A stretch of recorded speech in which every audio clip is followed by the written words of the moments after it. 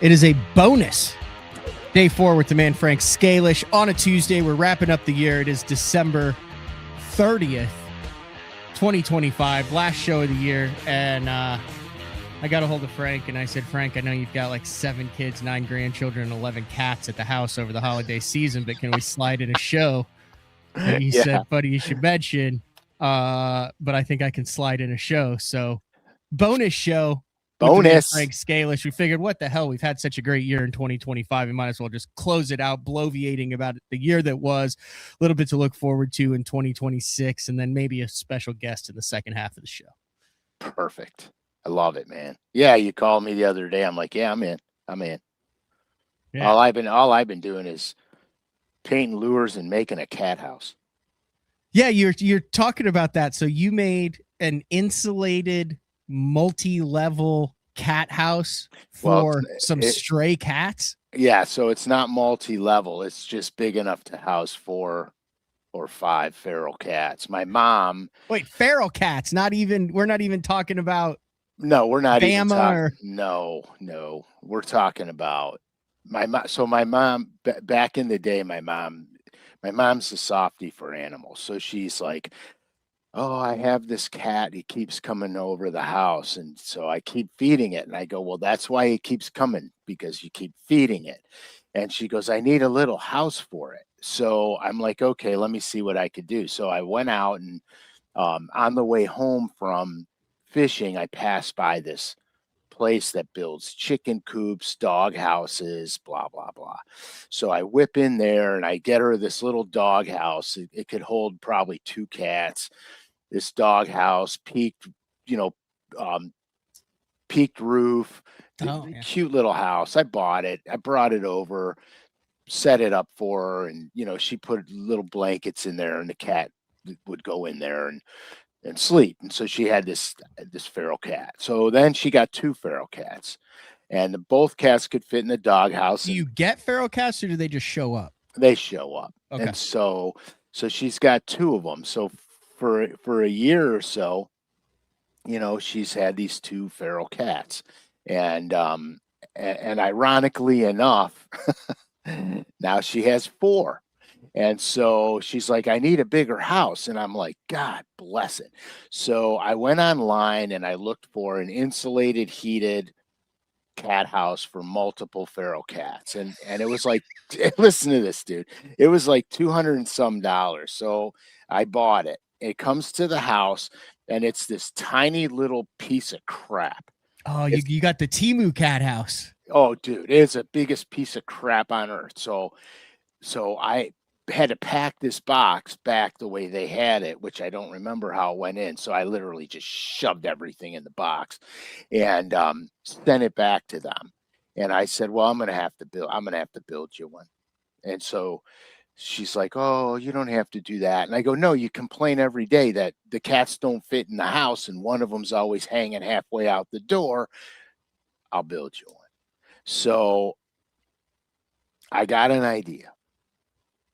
I'm going to reverse frame the house so the inside is smooth. And I'm going to put the insulation, this stuff here, this pink stuff. It's about an inch thick. Yep. So I build a inside shell of it and then have the roof hinged and put a piece of this on the roof. So when you close it, it's an insulated box. They got a door to get in and an escape door in the back because they feel comfortable with that, I guess. So anyway, I start the undertaking.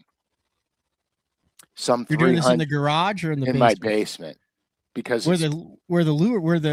that's your office, Frank. Yeah. Now, so the whole time before Christmas, literally, you can't make this shit up, dude. It's literally like 4 days before Christmas, and I'm frantically trying to build this house for her. And so I felt like Santa Claus's elf, dude. I got Christmas music blaring in the basement. I'm cutting lumber, sanding it down, doing all this work stuff. You know what I mean? Yeah. And anyhow, so I start the undertaking. So here, let me see if I. Oh, we have pictures of the cat Taj Mahal. Yeah, I have some photos. By the way, your color is no pink hue anymore. You're looking very crisp and properly colored. I am so grateful for that maneuver. So this is the wood. This is it in the wood stage. Hold on. Whoa. Wait a second. Wait for it. I'm gonna have to hold it back just a little.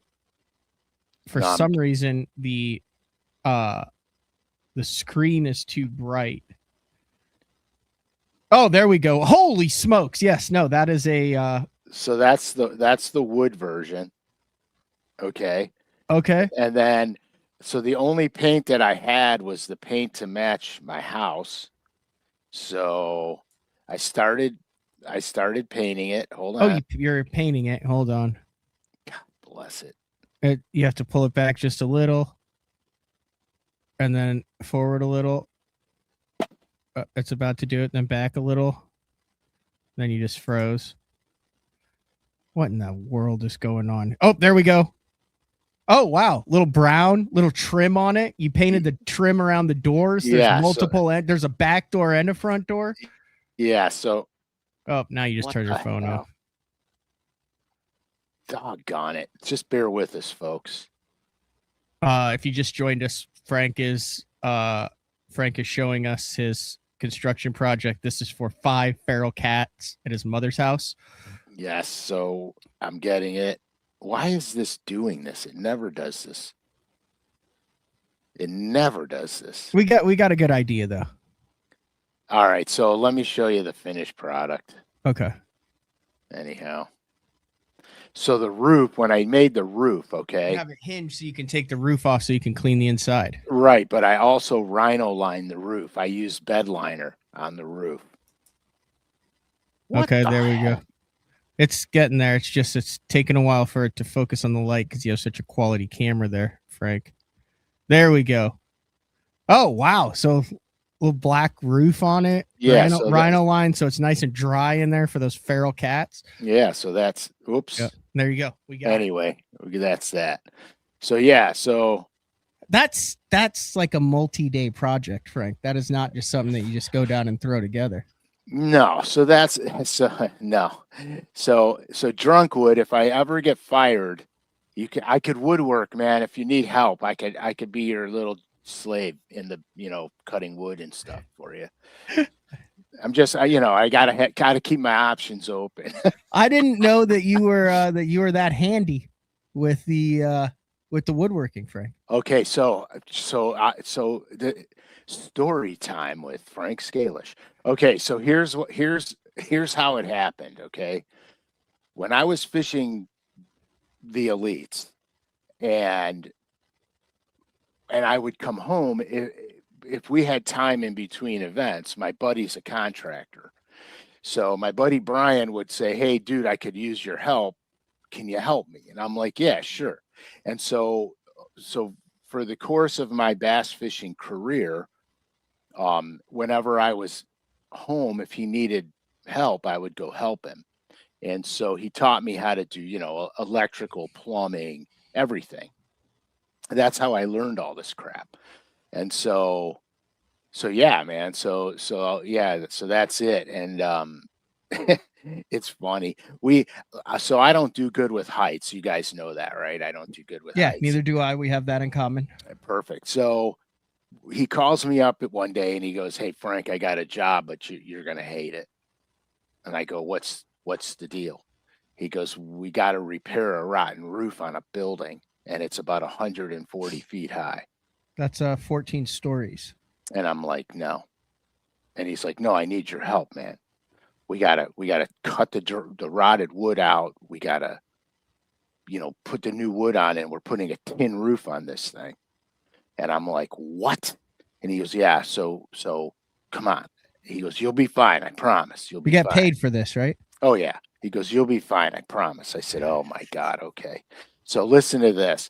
We go on the roof, and How'd you get up there, first of all? Ladders. So you're climbing 14 stories on a ladder. It's not 14. It was probably 28 feet high. Okay, so it wasn't 140. But to me, it was 1,000 feet. Okay, yeah, no, 28 and 140 is the same. That's 3 stories high. So yeah, so there was a ladder up, and then there was another flat roof, and then we put a ladder on that. So we climb up one ladder onto the second floor, and then the next ladder onto the top. Mhm. So listen to this. My buddy, he's out of his mind. Okay, Mhm. he knows that I have this fear, and so we get up there, and literally, like, you don't know where the rotten wood is until you You step step. on it. And he goes, "Hey, be really careful because you'll fall through." Okay. And I go, "Well, how the hell do I know I'm going to be on good wood?" He goes, all the beams are 16 centers. Just take 16-inch steps. Huh. Yeah. You know what I mean? And he's up there, just prancing around up there like a gazelle, and he's screwing with me, and he goes right to the edge of the roof, like right to the edge. And he's like, "Oh, doing all this stuff." I go, "Dude," "Brian, if you fall off this freaking roof, by the time I convince myself to get down the ladder, you're going to be dead. So stop playing around." You know what I mean? That's a different breed of people who can do that.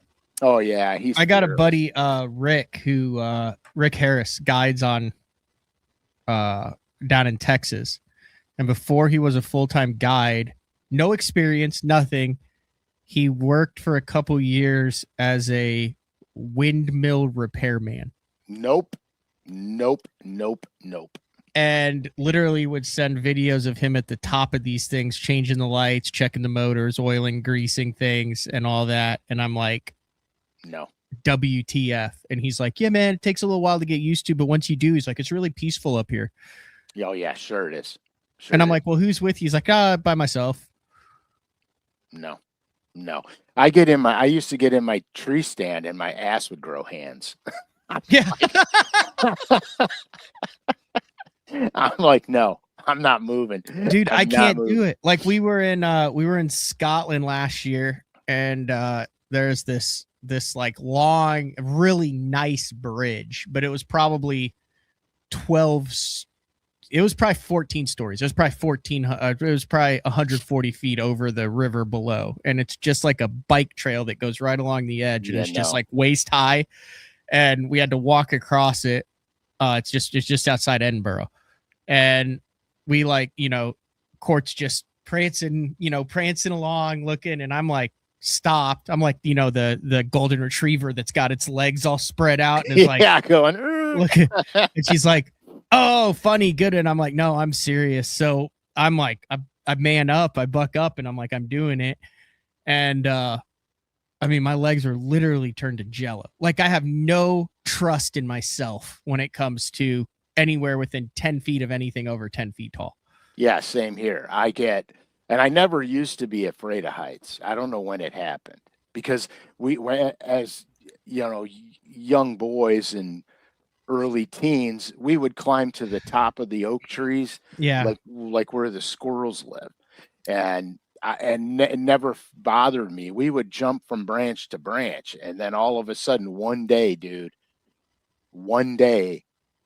there was just it Fear. happened. Yeah, it just Terror. happened. Yeah, dude, it's unbelievable. It's unbelievable, and I hate to admit that, but it's the truth. And I don't know why. I don't know how it came about. You know what I mean? It just happened. I think some people have that with live scope. They're just terrified of it. Dude, that is so funny. I got a little mini space heater. My office is not heated, and it is freaking cold in here, man. I do want to give a shout out, going back to the cat house. Chuck said, "If the women don't find you handsome, they should at least find you handy." So growing up, we'll see if I can do this. Growing up, this was my favorite show on earth, the Red Green Show. My parents and I would watch it. Are you familiar with this? No. So it's this guy, and they're out of Canada, and they'd always say, like, "Keep your stick on the ice" at the end. But like, this is his functional, and it looks functional. Your first trip to me to the 3D movie at the drive-in theater. That way the kids get the full effect, and you won't hear a thing. So remember, if women don't find you handsome, they should at least find you handy. So they say that he says that at the end of every segment. Remember, women don't find you handsome, they should at least find you handy. Is that Luke Duncan's father? They look the same, dude. Oh my God. They look exactly the same. Oh my God. Hold on a second. Here we go. Oh my God. Is that I funny? never even thought about that. That is so funny. Your first Yeah, it trip does. into the 3D movie at the drive-in theater. That way the kids get the full effect. Oh, it kind of and is. you won't hear a thing. So remember, if women don't find you handsome, they should at least find you handy. Wow. Never crossed my mind. You've never watched the Red Green Show, dude? No, dude. You need to watch that. You've got a little time off. You're kind of winded in. You're snowed in. You need to go on YouTube and pull up some old Red Green shows. It's just redneck ingenuity. Is that funny as heck, man? No, I can't. Are you kidding me? I got stuff to do, man. Red Green rocks. Dude, is Drunkwood's in on it? Oh, that is so funny. All right. I don't even know why it's so funny to me. Dude. Red Green does look a lot like Luke Duncan. I never thought about that before. But there's a shocking similarity. He could join Mercer, and then they could I believe they tried that. They could do the Red Green fishing show. Yeah, I think they tried that. All right, let's talk a little bit about fishing. We'll get into the year, then we'll be joined by our special guest here in a few moments. But we're right in the middle of a monthly signature series drops right now, labeled 1 to 600, and the next drop is going to be in the new year in January. The next drop, this is December 30th. The next drop is going to be Thursday, January 8th, which is when our next live show will be, since we will not be doing one this Thursday, which is New Year's Day. Correct. Any ability to tease what that is? I know the last signature series that you had was it the Blue Truce Orange that you had last month? That was that one that I actually ordered with the Frank Scalish on it. I got 552. Oh, side note before we get into this. So I ordered it like on the show when it was like it, and I got number 552 and 577 out of 600. But then I was in Mexico, and I was talking to one of the guys that was down there, and he's like, dude, I try to order it as early and I can never get an early number. Do you know those aren't shipped in order of which you order them? So it's totally random. Like you could get the last two and get number 1 and 2, or you could be in the middle and get 600, or you could be at the beginning and get an early one. It's not. Yeah, they're 100% completely mixed up. Okay, that was my question on that. because the reason being is because it has to be a fair chance. For everybody, and there's no, you can't do it by order of first come first serve, because if you don't have the ability to jump on right away, then it's not fair. So that was just my question. So that being said, any teasers on the next signature series drop? Yeah, they're going to be Flashpoint Junior Deep. And the color is pretty sweet. It's violet, cream truce is the color. I'm hoping to have them here before Thursday, so I could show you guys Thursday when we do it, and I'll talk all about the color then. But it's a good cold water color, man. It's good. It's got good visibility. It's got the right hues to it in pearls. It's a good color. And here, look, I've been fishing. I got a chance to fish the Flashpoint Junior and the Junior Deep right before we froze. And I think in 2 days of fishing, I caught close to 30 or 40 bass on it. Way cool. I mean, it's the right size jerk bait when the bass are still on the 3-inch or smaller shad, or bait fish, which believe it or not is really until you get into midwinter, then they start to go to the bigger bait, because they won't have to feed as much. So if they eat a bigger shad, then they don't have to feed as much. And when everybody says their metabolism slows down, that doesn't necessarily mean the speed in which they swim slows down. It just means takes longer for them to digest food. They don't have to eat as frequently. There you go. I got a message from Sean Anderson, and there's this picture of this just slob on like a catch board, and it looks like a largemouth. I didn't realize until after I read it what it was. And he said after listening to day 4, number 226, which is the one that we did a little over a week ago, he goes, I was talking to a buddy about fishing those big, huge, long tapering points. Mm-hmm.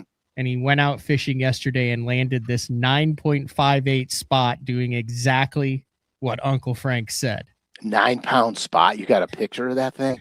Yeah. It's an absolute freak show. It's obviously on the West Coast, but it's still. Oh my gosh. Oh, that's a beaut, dude. That's almost a 10-pound spot. Oh my gosh. You know, Now, I think Keith from Powell Rods has a world record spot. I didn't get the details on whether he was scoping it or whether he was just in that area, but I couldn't imagine. So imagine, you know what those 2.5 to 3 pound crappie look like on scope because of their density and how tall they are, right?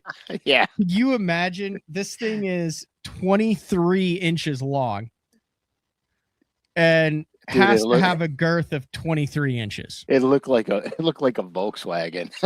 Can you, if you were scoping that, could you imagine what that return had to look like?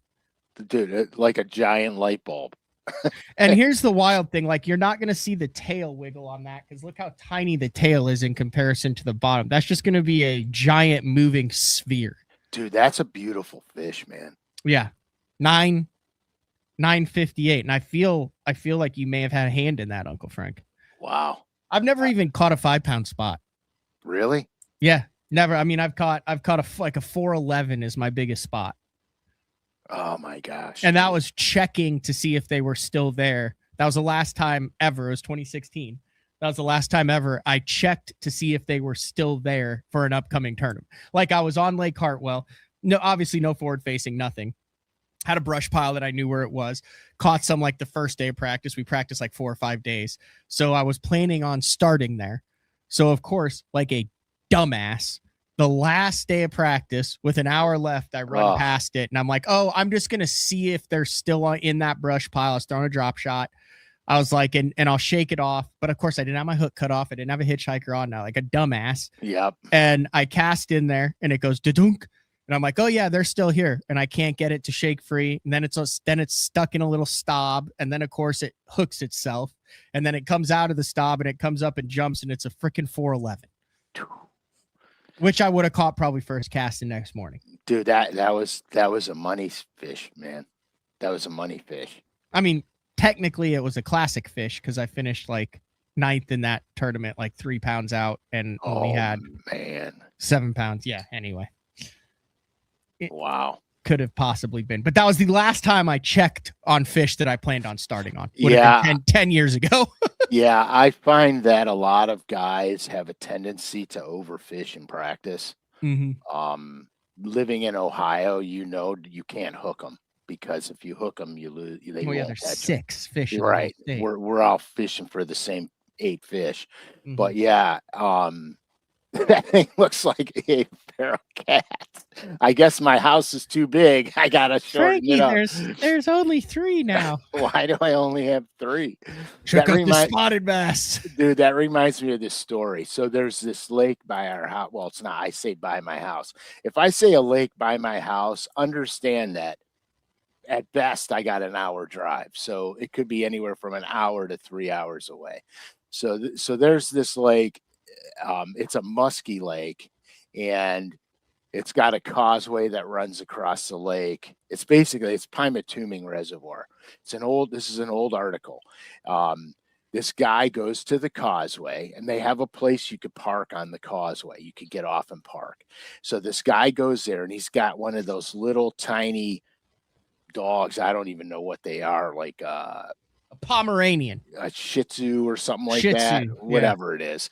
And So literally, pissed one of those teacup dogs won the American Kennel Association Best in Show. I was not happy. Court and I were very invested in that. Anyway, continue. And anyway, so he's got his little, floaty tube out, and he's chucking it off the causeway, and the little dog jumps in and swims, gets the little floaty thing, brings it back to him.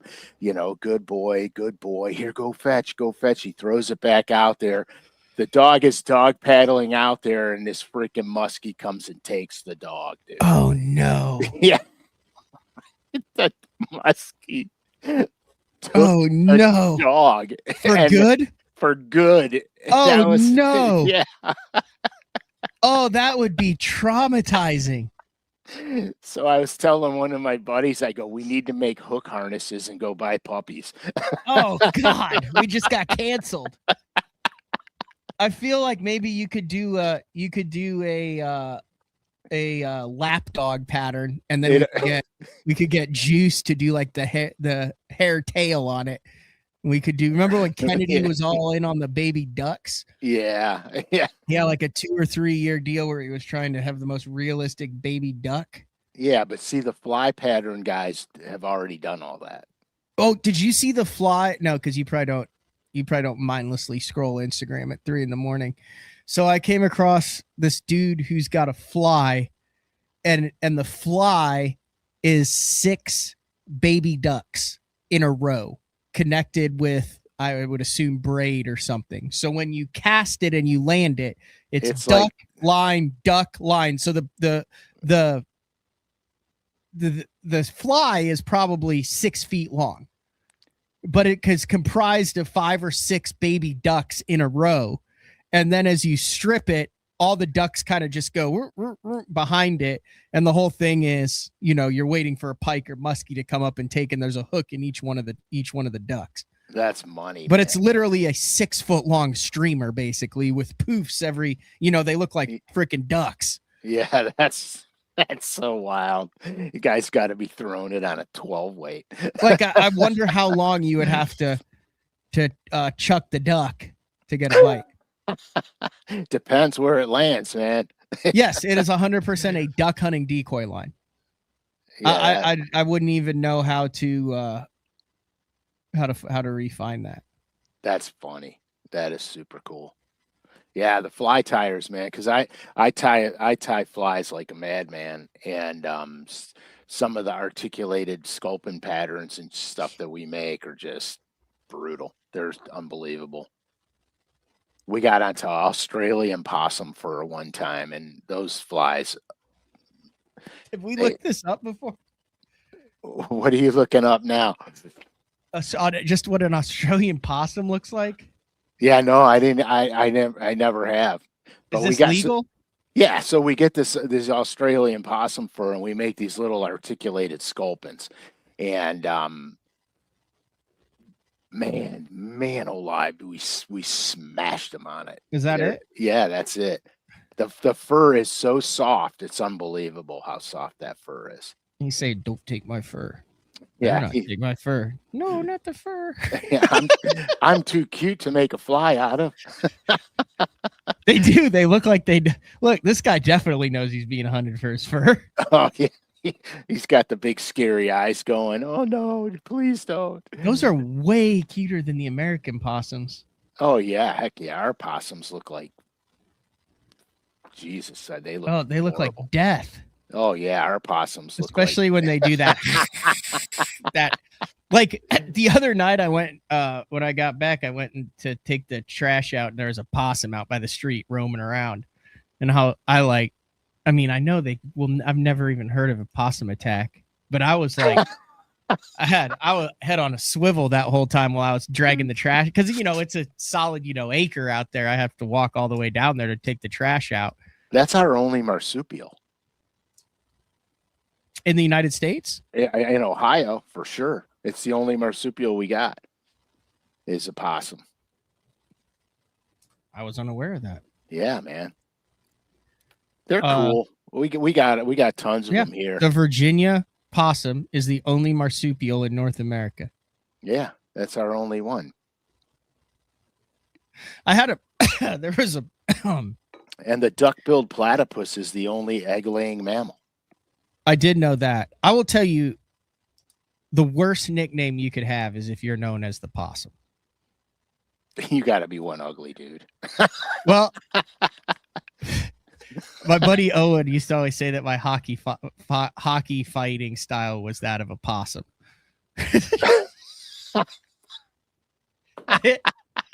It bugged the crap out of me. He's like, "Oh, I saw you did the possum there. I see you did the possum there again, Panger." Matt, here comes a fight.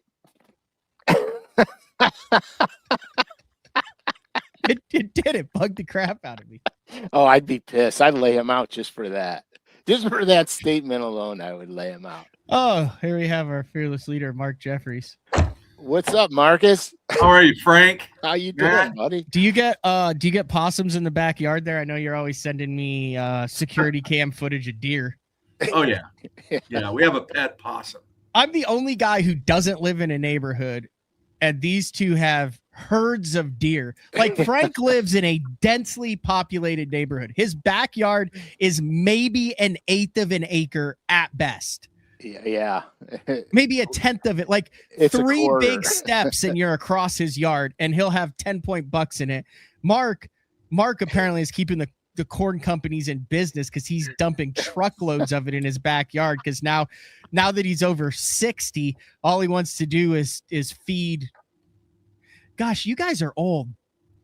Dude. Frank is building cat houses for feral cats, and Mark is feeding corn to deer in his backyard and taking pictures of them and sending them to his friends. Heck yeah. Dude, that's where it's at, man.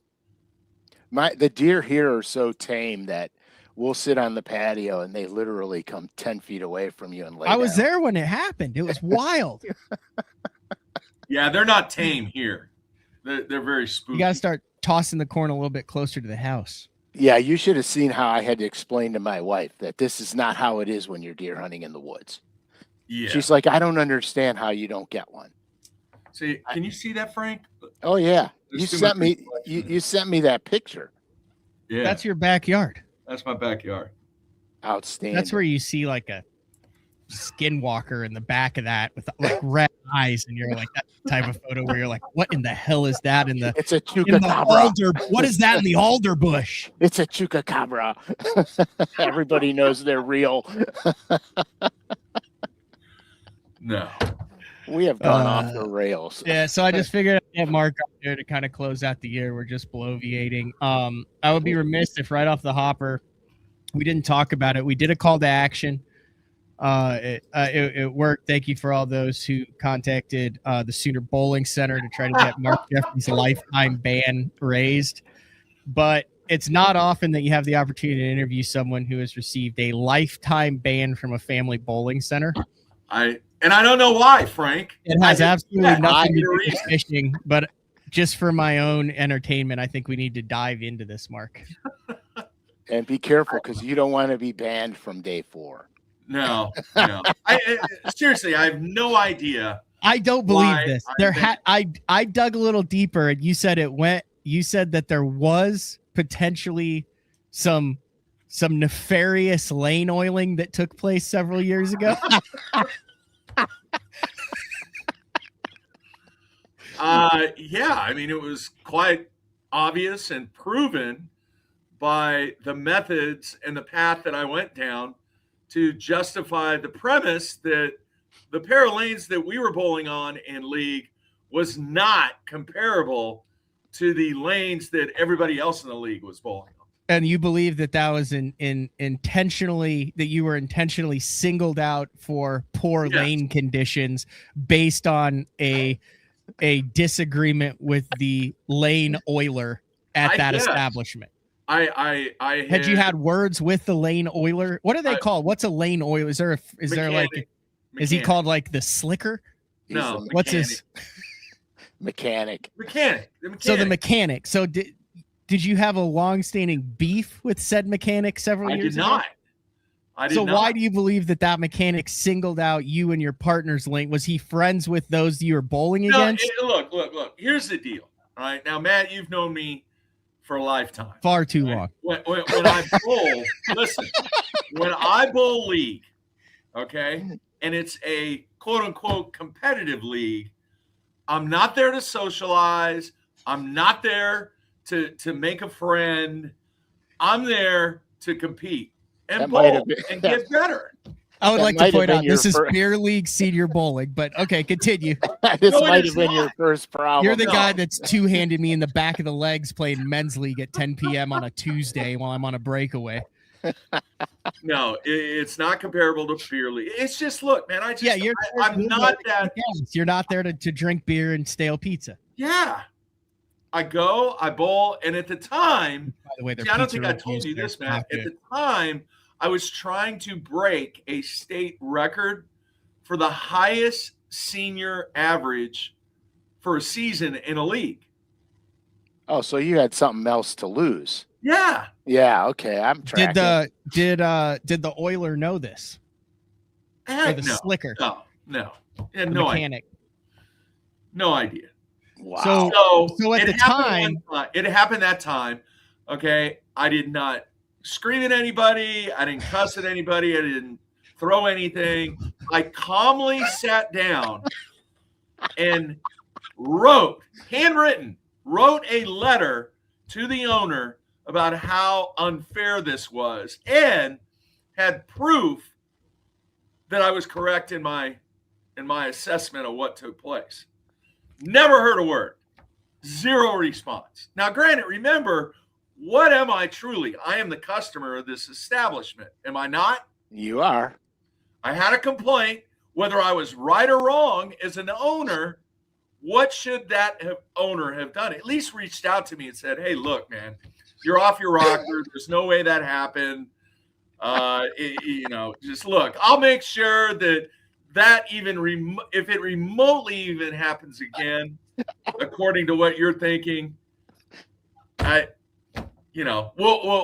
get it investigated. We'll work it out. I got crickets, nothing, zero, zip, zilch, absolutely nothing. They need to go back to the old adage. So wait, the customer is always right. This is what, 4 years ago or 3 years ago? 3 years ago. 2 years ago. 2 years ago. 2 years ago. So it's relatively new.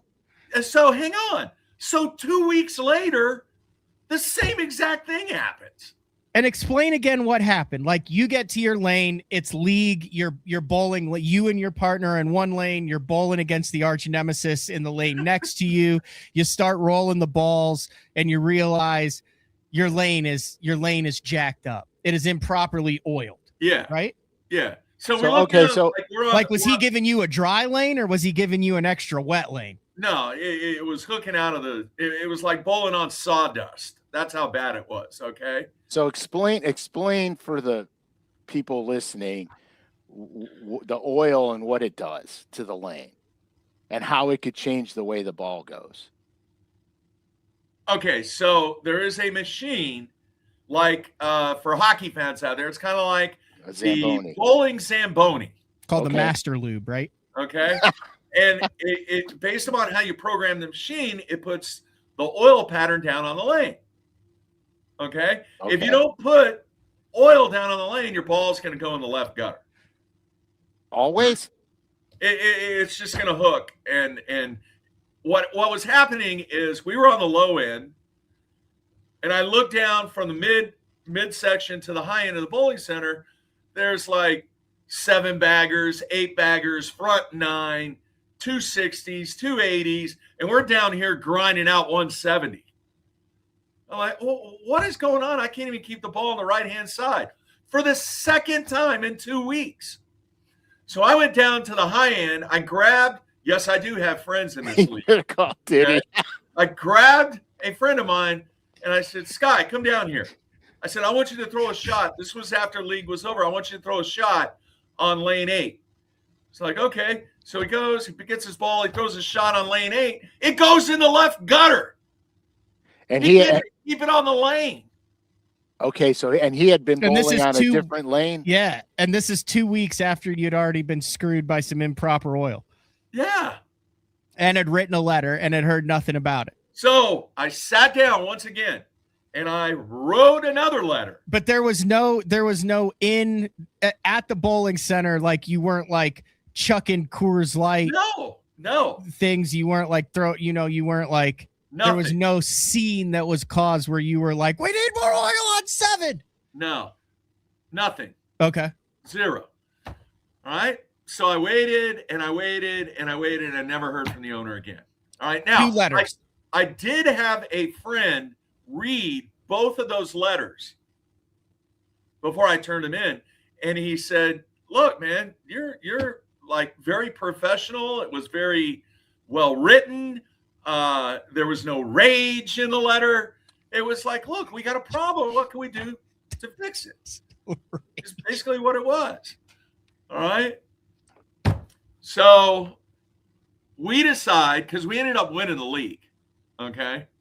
We won the league that season. We decided that we were just going to go to a different bowling center on Wednesday night. So we did. All right. So this year, we didn't bowl. We just decided, we're not going to bowl this year. So this is 2 years after. Now, before the season starts for this year, I get a letter in the mail that is typed out from the owner that basically states, and I might have the letter here somewhere. I'd love to hear this letter. That I am banned from Sooner Bowling Center and I cannot participate in the Wednesday night trio league. What did you like sign up and then they looked at everyone who had signed up and realized that you were on that list and then Yeah. But did you know up until then that you were banned? Like you never got a cease and desist letter 2 years ago? No. And the funny part is she actually mailed the letter to the wrong address. I didn't even get it till So I'm telling you, we've gained 40 40 people on this live stream since we've started this saga. So if you could find that letter, maybe we could end the year. If you go to a break, I'll see. I think it's sitting up here. We don't do breaks on day 4. Okay, never mind. I'll try and find it while you and Frank talk about it. So anyway, long story short. So what happened was my friend James, who is like he's kind of like my partner. We bowled doubles tournaments together. I told James, I go, look, dude, I said, I'm not getting any younger. I just turned 63. I'd really like to bowl with my friends back at Sooner because I don't know how many years I got left to bowl, and I just want to have fun and bowl with my friends. And that's close to your house, right? Yeah. So I sent a message to the owner. And Matt, you read the message. It was very professional. I mean, there was nothing in there that was rage or anything like that. I said, would you like me to read it? Yeah, I don't care. I'll leave out the bowling owner's name. This is the letter. Last month, I celebrated my 63rd birthday. Still going, .. Still healthy. This year, there was something missing. I was really missing the Wednesday night league. Whatever I did to get banned from your league and the Wednesday league, I apologize. I'm sorry for whatever challenges it caused you and your staff. I don't have too many years left to bowl, and I'd really like to come back to the Wednesday night league with my friends during my last few years of being physically able to bowl. Coaching in college has improved so many character traits about my coaching style in life. I have learned even at my age. So I'm asking for the ban to be lifted and an opportunity to come back to Sooner. It would be a nice Christmas gift. Have a great holiday season. Ooh, this was a classy touch. Peace be with you. Yes. Frank, you're very familiar with that term. So should I read the verbatim? Yeah, read her response. The verbatim response was,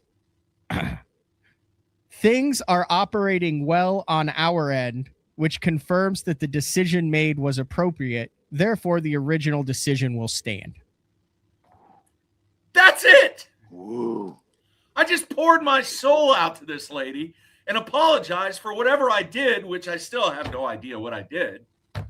You pointed something out that they didn't like, clearly. Sooner Bowling Center? Yeah. Okay. Yeah.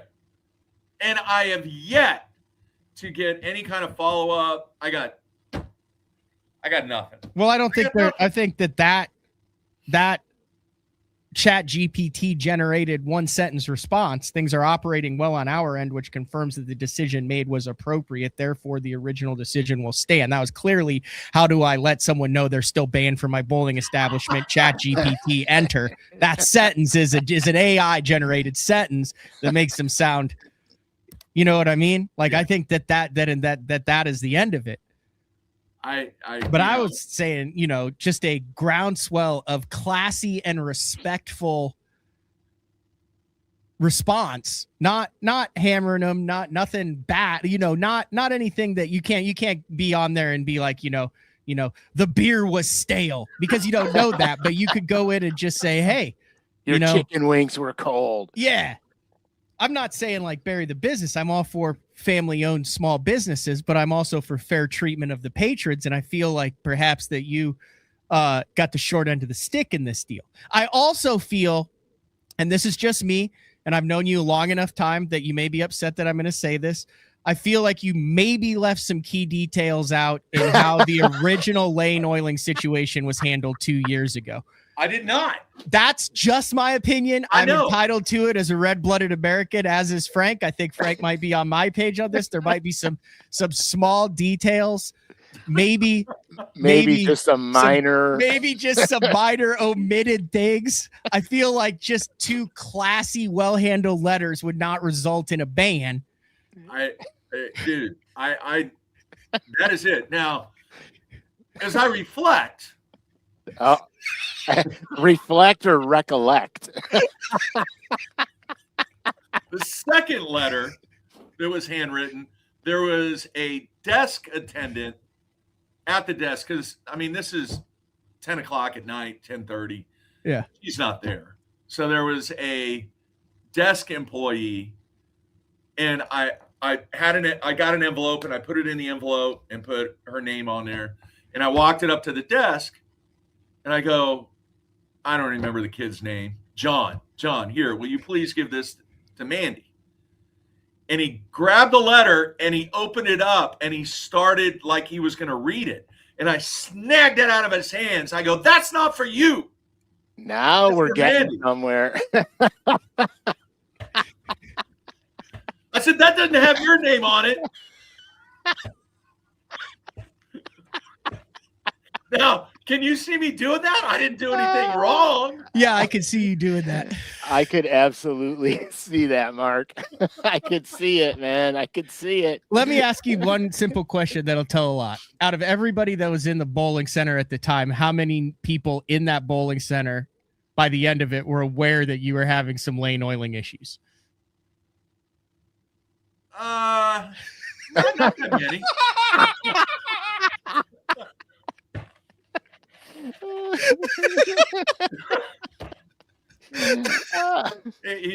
The desk is kind of positioned right in the middle of the bowling center. I'm sure they heard me at both ends, the low end and the high end. And how many in the parking lot heard? No, but here's the other thing. Okay, imagine this, and I'm letting the truth flow now. All right, I had a major issue with somebody in the league. Okay, his name is Doug. It's always a Doug. The layers of the onion are opening. Yeah, but hang on. This is a great kind of asterisk to the story. Okay, there was a situation that occurred in the rules that had to do with position round, and I don't want to get into the details. It's just the last week of the season is position round, where first bowl's second, third bowl's fourth, all that, everything. Well, they would always started on lane 1 and 2. Well, lane 1 and 2 was the worst lane in the house, and there were a multitude of reasons. So I said, hey, if you earned the number 1 seed in the position round, you should be able to decide what pair of lanes that you're going to start on. That's fair. That's kind of like getting a boat draw, like when you're leading the tournament going into the final day. You go out in order, you've earned the number 1 seed.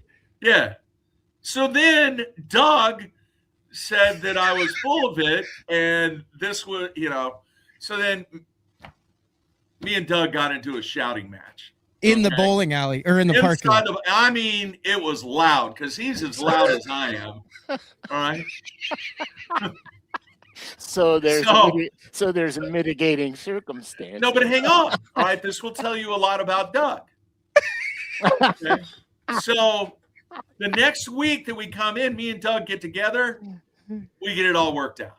We apologize to each other, and 2 weeks later, Doug gave me a $10,000 check for sponsorship for us to go to Vegas. For the college team, not you and Carolyn. Right. No. Yeah, good point. No, for the bowling program. It depends what state you live in. you pay for the expense for the team to go to Vegas. Okay. So you guys clearly worked it out. Oh, the next week it was worked out. Yeah. All right. I apologized to him. He apologized to me. We both agreed to disagree. I saw his point. He saw my point, and we moved on, and we're really good friends now. Okay. Is he bowling in league? What makes me mad about this whole situation is I have no idea why I'm banned. I mean, I feel like, did you not listen to yourself for the last 20 minutes? It's like that scene in Anchorman. Why are we yelling? No, Doug is awesome. Doug is old school. Doug is very wealthy, and Doug is a lot like me from the perspective of he's very passionate about what he thinks something is right. Well, he stands right behind it. Yeah. But at the same time, there's that flexibility of understanding. Look, all right, we were both wrong. Let's just make this a better situation. Yeah, I mean, you could argue with somebody and be friends. Jeez, oh man. Yeah. I mean, Matt and I, how many arguments have we had over the 20 plus years? How many times have I seen you? They read my engine, but they don't belong in the newsroom. It is Anchor Man, not Anchor Lady, and that is a scientific fact, huh? I don't know what we're yelling about. Wow. That's the best. I do feel like there's a little bit of a power trip going on there. I don't know what we're yelling about. Yeah. I feel like there's a little bit of a power trip there, or whoever it is. The challenge here, and Frank, Matt, you both know this, okay? When you believe that you're right, even though in the back of your mind, you know you're wrong, and you handled this situation terribly, you can't back down because now ego is involved. Well, here's the thing, okay? You're right with that because that's just how it works with people and ego. But if I'm arguing a point and then I realize I'm wrong, then I admit it. You know what I mean? Because at the end of the day, you want to be correct. And so if you're not correct, the only way to correct that is to change your. I mean, you and Doug didn't there was no physical altercation. No. It was just. No. But I mean, how many times in men's league, in hockey, or think of other sports or something, you have an altercation, you handle it amongst the guys, and you go on. It's no big deal. Yeah, you move on. All right, now the other thing that was unrelated but could be related in her mind. Oh God, there's more. Oh, I love this. Okay, so there was a dude from Chickasha. Okay, and you know where Chickasha is, Matt. A lot of sketchy people from Chickasha. Him, his wife, and their friend, I actually coached her son basketball when I was at Bridge Creek coaching. So we knew each other, okay? And she was always super nice to me. She was not one of those bad parents when I coached her son. Great person, okay? In fact, Riley was her son's name. He's like becoming Gordon Gekko right now, doing fantastic, okay? So one night they were bowling like 6 lanes down from where we were. And I was bowling really well that night. And James, who is my partner, and DJ, who is our other teammate, I threw a shot, I struck, I walked back. I go, what are they doing down there? And James was like, man, they're like, yeah, they're over the top. And what they were doing is every time they would strike, they would have to drink a 12-ounce beer. Okay, sounds like bowling to me. Okay. So I see nothing wrong with this so far. Needless to say, what Frank and I do every time we catch a crappie. There you go. You just try to load that sucker up after a 37 fish limit. So as the night went on, I mean, they were feeling pretty good. Okay, they're feeling really good. So there was a question that I had to ask the president of the league because we didn't know, it was kind of a rules thing. We wanted to make sure we weren't doing anything wrong or something. I don't remember exactly. So I went down to walk down where his name is DJ, where he was bowling at, and I had to walk by these people. And I walked down, talked to DJ. As I'm walking back, this dude from Chickasha like turns around and bumps into me. And I go, oh man, I'm sorry, excuse me. And he tells me to go F myself. Okay. And I just turn around, I go, dude, just settle down a little bit. Settle down. Have some fun. I said, I'm not going to cross the line. And I walk back down to the other pair. So then every time I bowl, before I would bowl, like I'd be up there ready to bowl, I'd take 2 steps, he would scream. Just to screw with you because now he knows he's in your kitchen. He's rattling around the pots and pans. Yeah. So I James was like, dude, he goes, just forget about it. Don't worry about it. It is what it is. All right. So then about 2 frames later, I'm standing in the back because it's not my turn yet. And this dude keeps staring at me. And then he starts walking to me and physically wants to come after me. Drunk. He's calling me an MFer. He's calling me everything in the freaking book. And you don't drink. I don't drink. All right. I mean, he is verbally threatening me that he's going to kill me and he's going to find out where I live. And Did you give him the smoke? That's what Clay wants to know. He said he wanted all that smoke. He should have gave it to him. I mean, if you, in hindsight, if you knew you were going to get a lifetime ban, would you have unleashed a 6'5" left hand?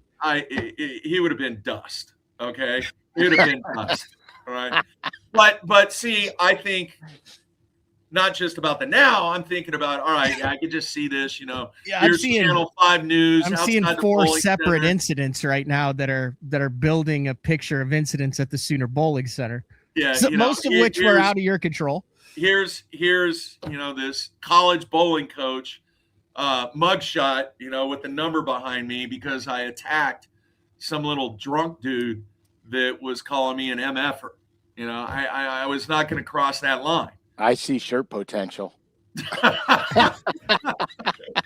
So he's coming after me and pointing at me, and I turned to James. And I was like, James, I'm not going to take this. Yeah.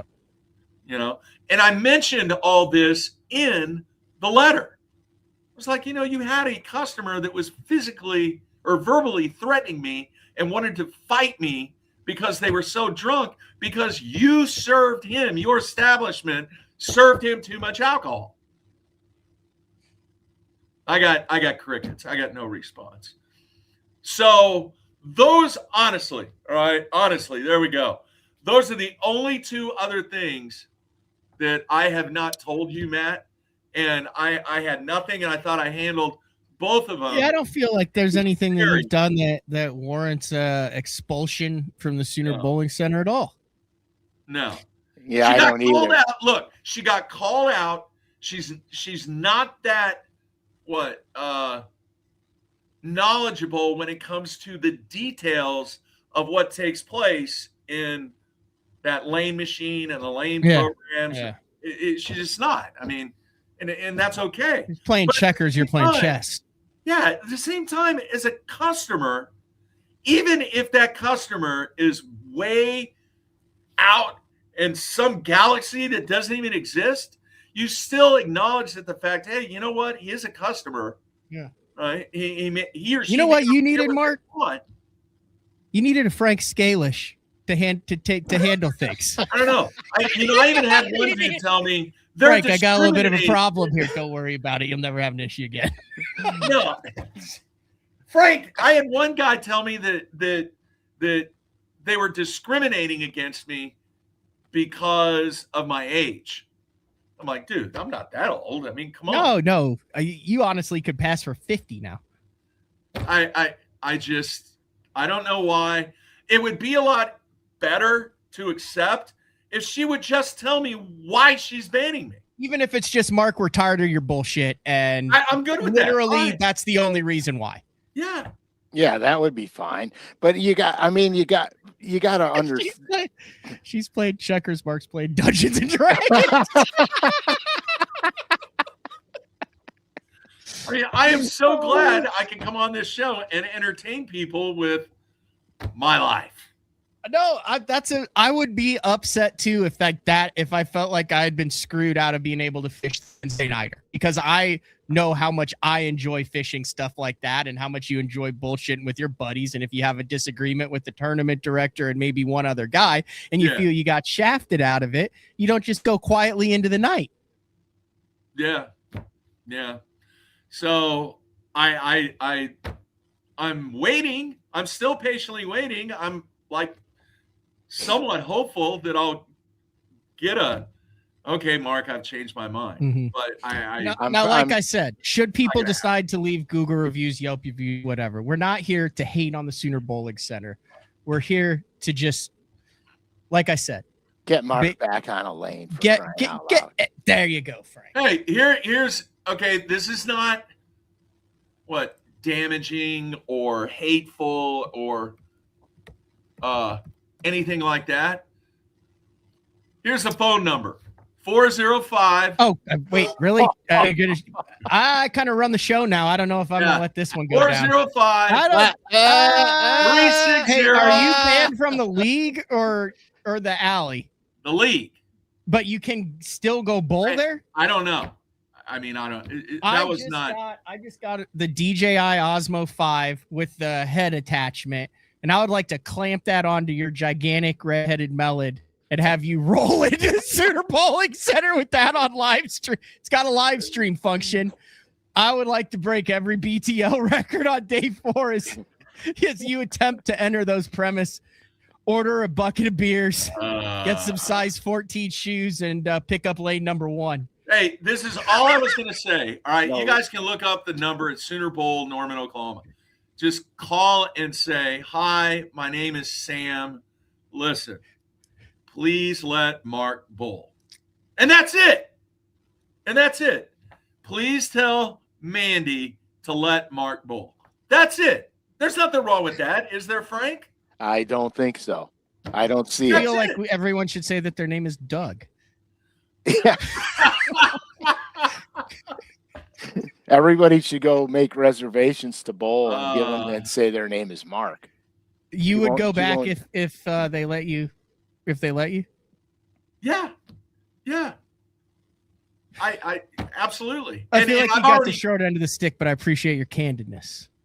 You know, I've talked to the league president, and I said, look, man, I will come to league night if I would be allowed, and I will personally apologize to the entire league that, hey, look, I don't know what I did wrong, but whatever I did, I don't think you need to apologize. If you I don't know don't what you either. did wrong, then a preemptive apology makes you look weak. Yeah, I think you just wouldn't go back apologize. and you bowl the damn league.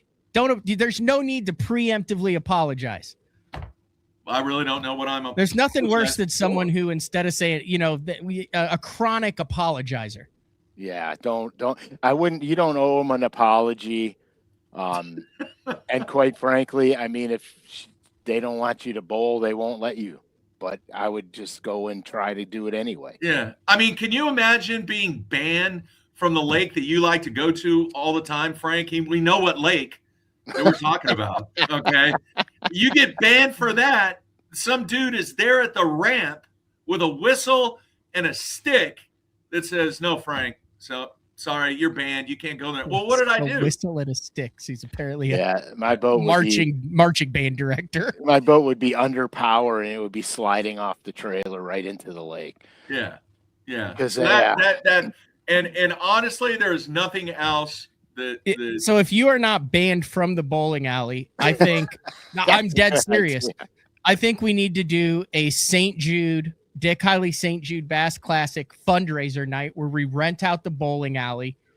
We have giant Mark Jeffries appreciation night stickers, everything. People come.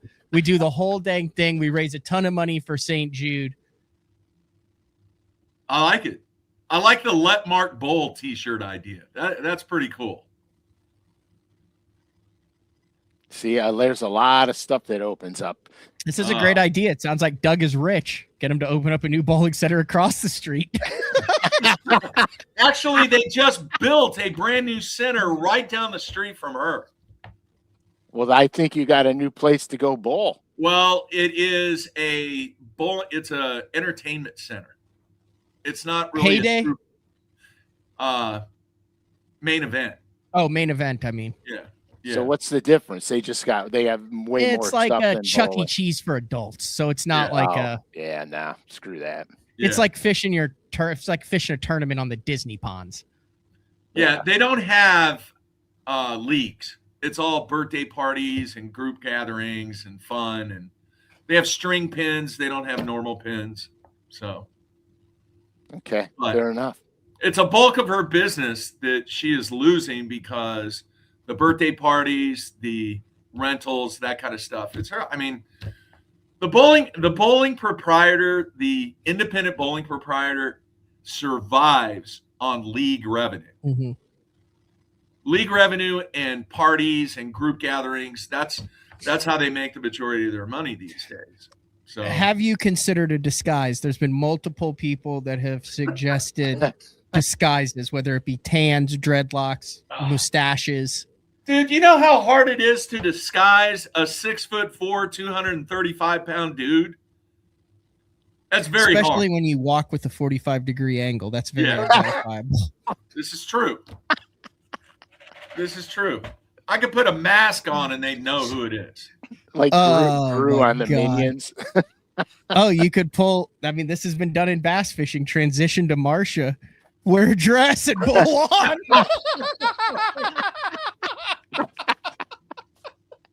That's not happening. All right. Allegedly. While we're talking about this and we have nothing else, I've never asked you about this publicly. It's legend and lore in the Mark Jeffries file. It's been brought up several times this show, and it might give some insight into the trials and tribulations that you are currently dealing with. And that is your lifetime ban from Top of the River Steakhouse at Guntersville, Alabama. Oh. Do you know about that, Frank? No, but I'm seeing a pattern developing. This story is over a decade old. It has never actually been talked about. But behind the scenes, if you were to poll everybody professional anglers over the age of 40, every single one of them, if you were to say who is banned from the Top of the River Steakhouse at Lake Guntersville, Alabama, over the baked potato incident in 2012, 100% of them would say, "Oh, that would be Mark Jeffries." I, however, was not there when that occurred. So you are not banned.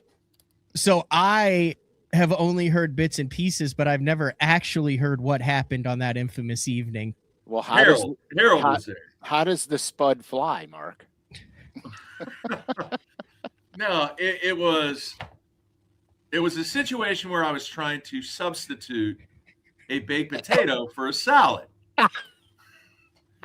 Because when I was during that phase, I was really watching what I ate and was, very particular on the fact that I didn't want to eat foods that didn't fall in line with what he would go to McDonald's and order 8 patties with no buns or anything on them, just cheese. So he would get a stack of hamburger. He would get an 8 stack of hamburger patties, each with a slice of cheese on it, and then inhale it in about 45 seconds. That sounds like how. But you were looking fabulous. Your energy was through the roof. Yeah. So anyway, back to the infamous evening. The place is packed. It's during an Elite Series event. The place is packed. Me and Harold are having a great time. And we're sitting there, and, I ordered some combo, and I said, hey, can I substitute a salad for the baked potato? And she goes, yeah, but it's going to be, $5.99. I was like, wait a minute.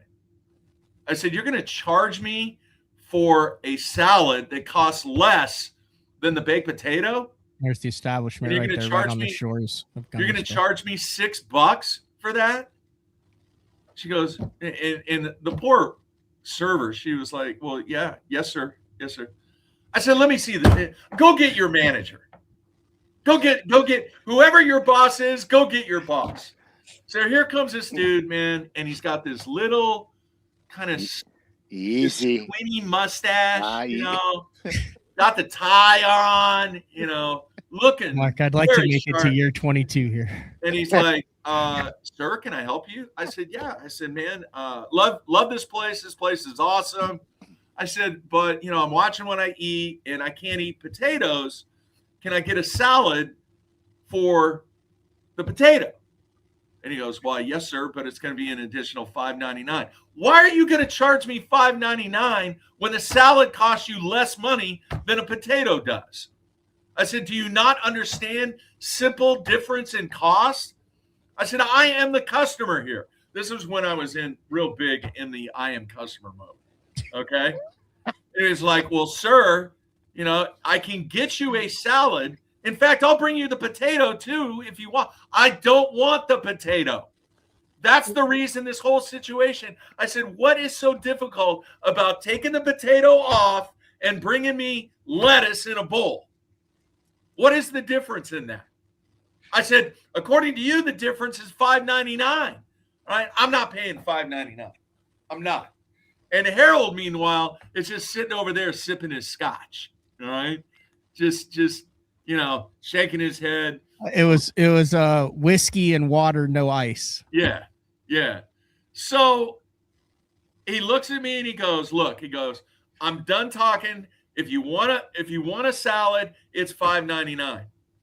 I said, you know what, dude? I don't want anything. Harold, what did you order? I will sit here and watch you eat. I'm not eating anything from this restaurant that won't give me a salad instead of a baked potato. I said, seriously, we're sitting here having this conversation about a potato and a salad, and you won't give me leaves of lettuce in a bowl? Instead, you want to charge me $6.99 or whatever it is? Oh, that's a great. Clay is saying, dude, did you write him a letter? You're being discriminated against by your size. I feel like you're intimidating because of your size and your aggressiveness. If you were a little guy who was aggressive, no problems. If you were a big guy who was docile, no problems. But you combined aggressive and large human, and it just makes people say, "Get out of here." Okay, so I don't know if you know this part of the story, but post tournament, okay, I had to get an interview with Van Dam. Was he at top of the river? Huh? Was he at top of the river? No. He was at the ramp that was directly across from top of the river. And he had your salad? Okay. And this is after the tournament was over. Okay. Post-tournament interviews. So I called Kevin. Kevin said, yeah, meet me at the ramp. So I go to meet Van Damme. And before we ever start shooting the video and doing the interview, he goes, hang on a minute. He goes, I've got to get some seafood and I got to put it in this ice chest. He goes, I'll be right back. And I was like, all right. So he walks over and he exchanges. He went over to this dude's car. It wasn't the same guy. Got this stuff in a styrofoam ice chest or some kind of container and then walked back. And he put it in his truck and he had dry ice in there or something. I don't know. And then he walks back and he goes, okay. He goes, what do you want to do? He goes, wait a minute.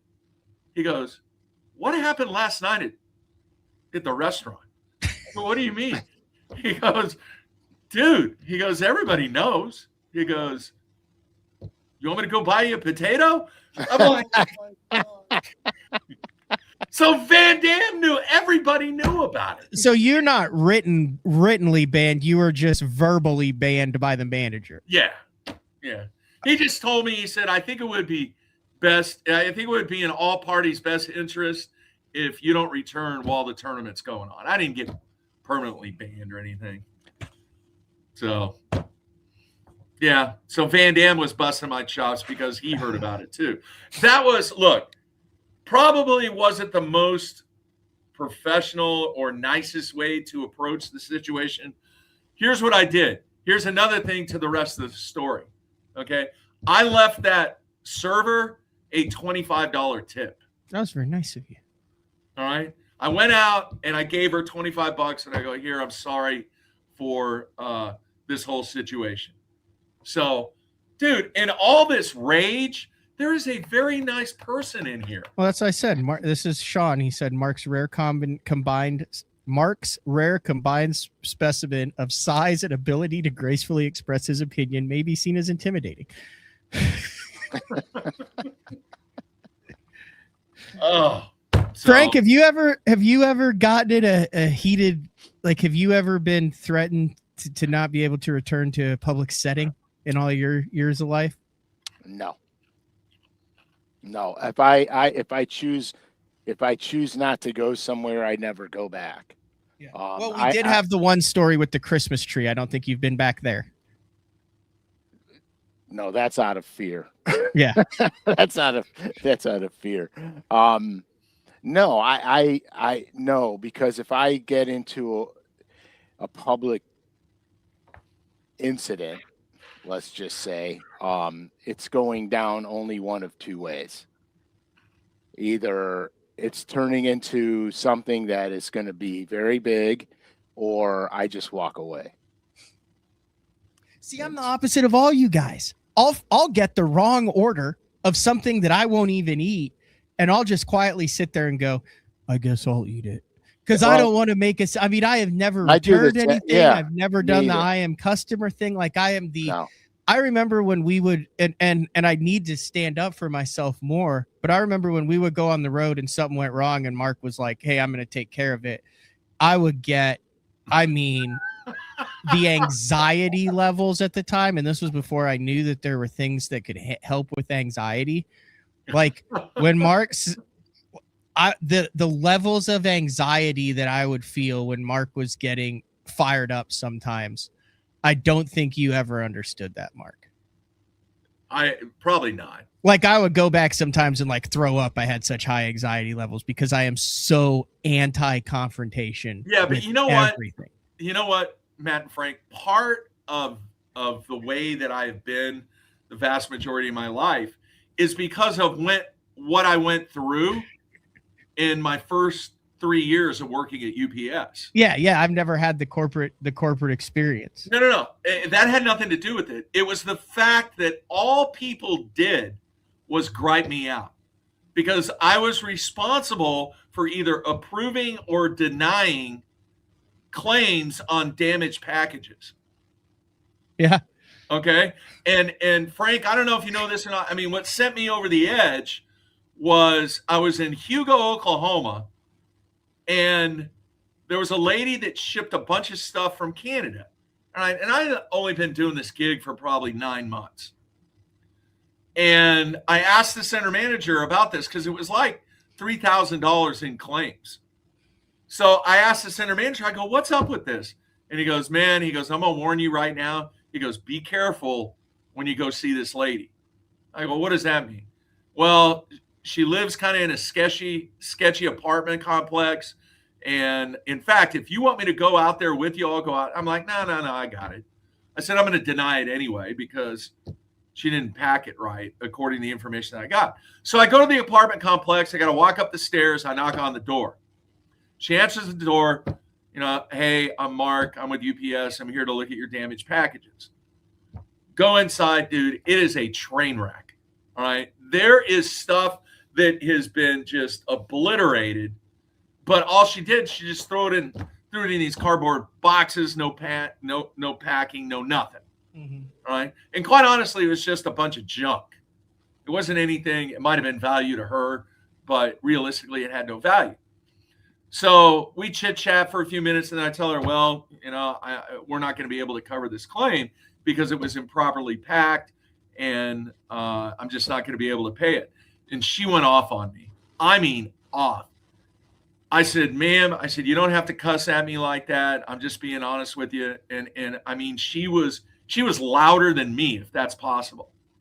So I said, I'm just going to leave. So I turn around and I start walking down the stairs. As I'm walking down the stairs, she pulls out a shotgun and she says, I'm going to find out where you live and I'm going to kill you.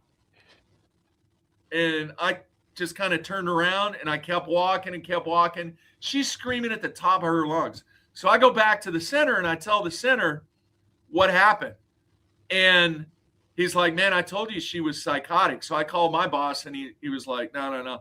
Well, what they ended up doing is she called corporate and complained to corporate about me, how I handled it, and they ended up paying her. Okay. 6 weeks later,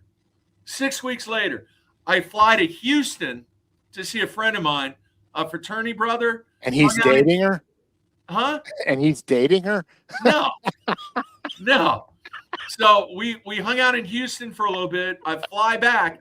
I was living in a condo. As I turned to go to my condo, okay, and I turned another left, I look up and I see water coming out of my condo. Like, what? So I call the cops, okay? And the cops show up and I tell them, I was like, look, you know, I work for UPS. Yeah, you know, a lot of people don't like me because I deny their claims, you know. And at the time, and some people out there have no idea what the white pages are, but I was in the white pages. Because remember, Frank, back then you had a choice. You could pay not to be in the white pages, or you're in the white. I was just like, no, you know, I didn't even think about it. So cop goes into the condo, opens the door, looks around, walks back out, and he goes, you're not going to like what's in there. I said, well, can you take me in there? He's like, yeah. Takes me in there. There is nothing remaining that is usable. Couches were slashed. TVs were busted in. Spray paint on the wall. F.U. M. Jeffries. I had a glass dining room table smashed in. They took all my dishes out of the kitchen, smashed them on the floor, took a razor blade to all my clothes, and turned the water on and let everything flood. Dude, I had nothing. Nothing. That's pretty big hate right there, man. Okay. Nothing. Was it that lady? Who did it? You know who did it? They found out who did it. You know who did it? Doug. Doug did not do it. No, it was the crazy lady in Hugo. Holy cow. Are you shitting me? Yeah. Yeah. That's when I called my boss up and I'm like, look, dude, you got to get me out of here. All right. Oof. And, you know, a couple months later, I ended up going to the accounting department, you know, and looking at numbers rather than, dude, man, people would scream at me and yell at me, you know, I'm the customer, blah, blah, blah, blah. Now, I didn't take it to the level that some of the people took it with me, but it really kind of solidified. Molded you into the man you are today. I am the customer, right? And I've toned it down greatly compared to the way that it used to be. Oh man, that's Wow. good stuff. I never told you that. No, that's interesting. All right. Yeah. I want to end this year. This was a great show. Thank you for opening your soul and your heart to us like that, Mark. Yeah. Much deeper than I ever thought we would ever see from you. But I do want to end this on some fishing because I have not fished since I caught 5 over 10, including 2 over 11 in Mexico with my best 5 going 53 3/4 pounds. Frank has not fished recently because he literally has nowhere to fish. However, there is someone on this panel who has boxed a 20-pound limit of smallmouth and caught over 20 cranking and on an underspin recently. And I would like to hear Frank's take on some of the conditions and tactics that Mark has employed recently to catch some damn nice smallmouth. Yeah. So you're going to armchair quarterback me, Frank. Uh-oh.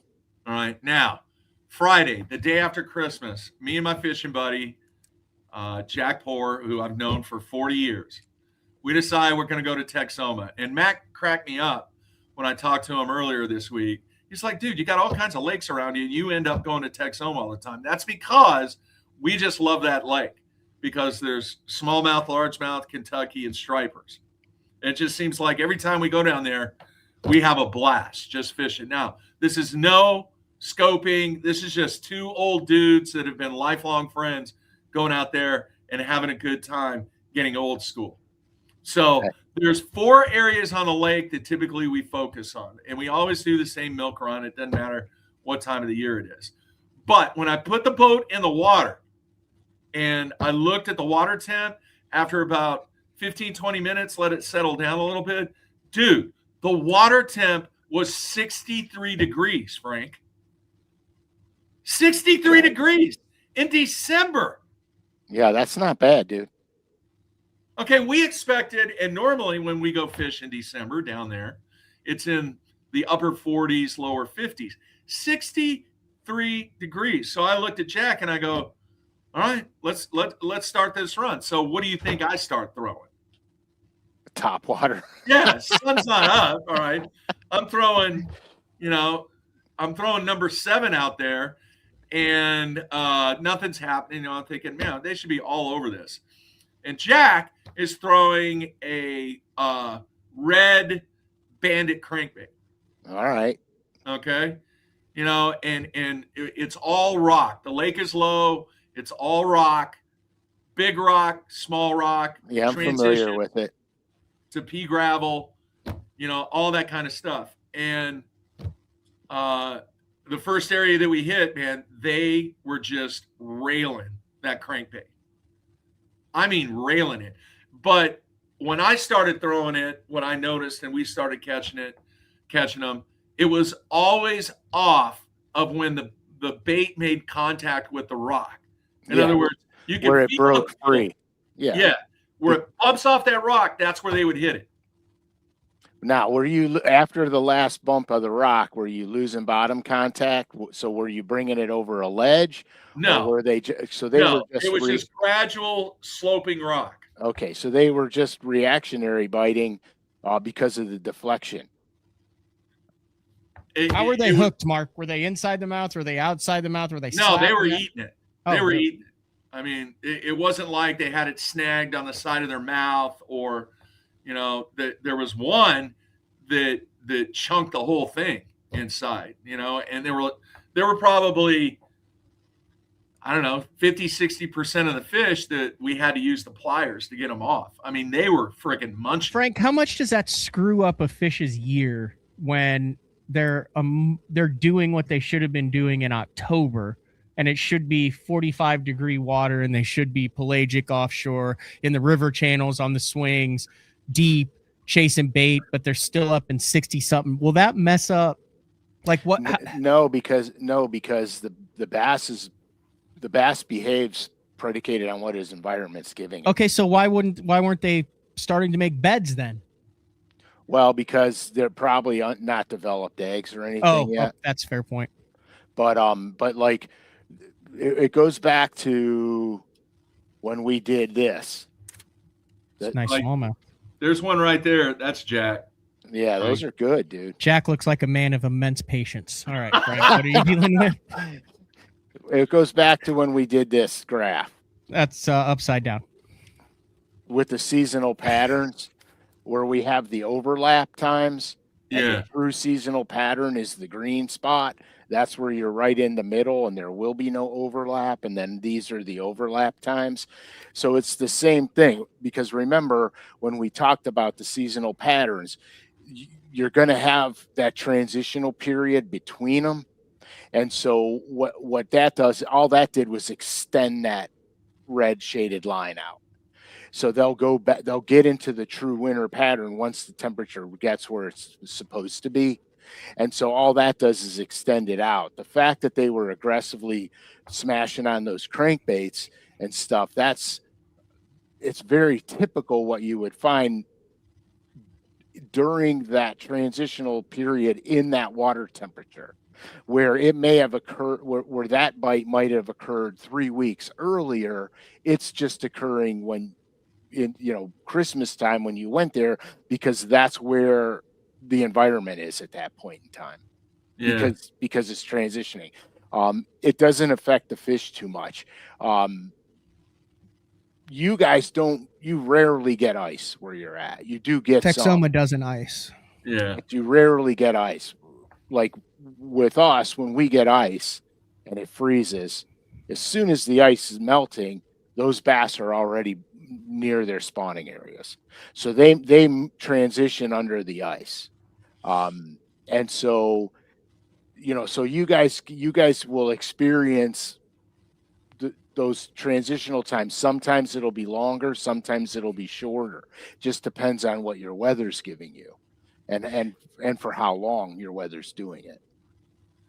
It was crazy, Frank, because one, I was like, let's see if this water temp is right. And there were quite a few people on the lake that day, and I actually asked some other people in the boat. I go, what do you show your water temp is? 61, 62, 63.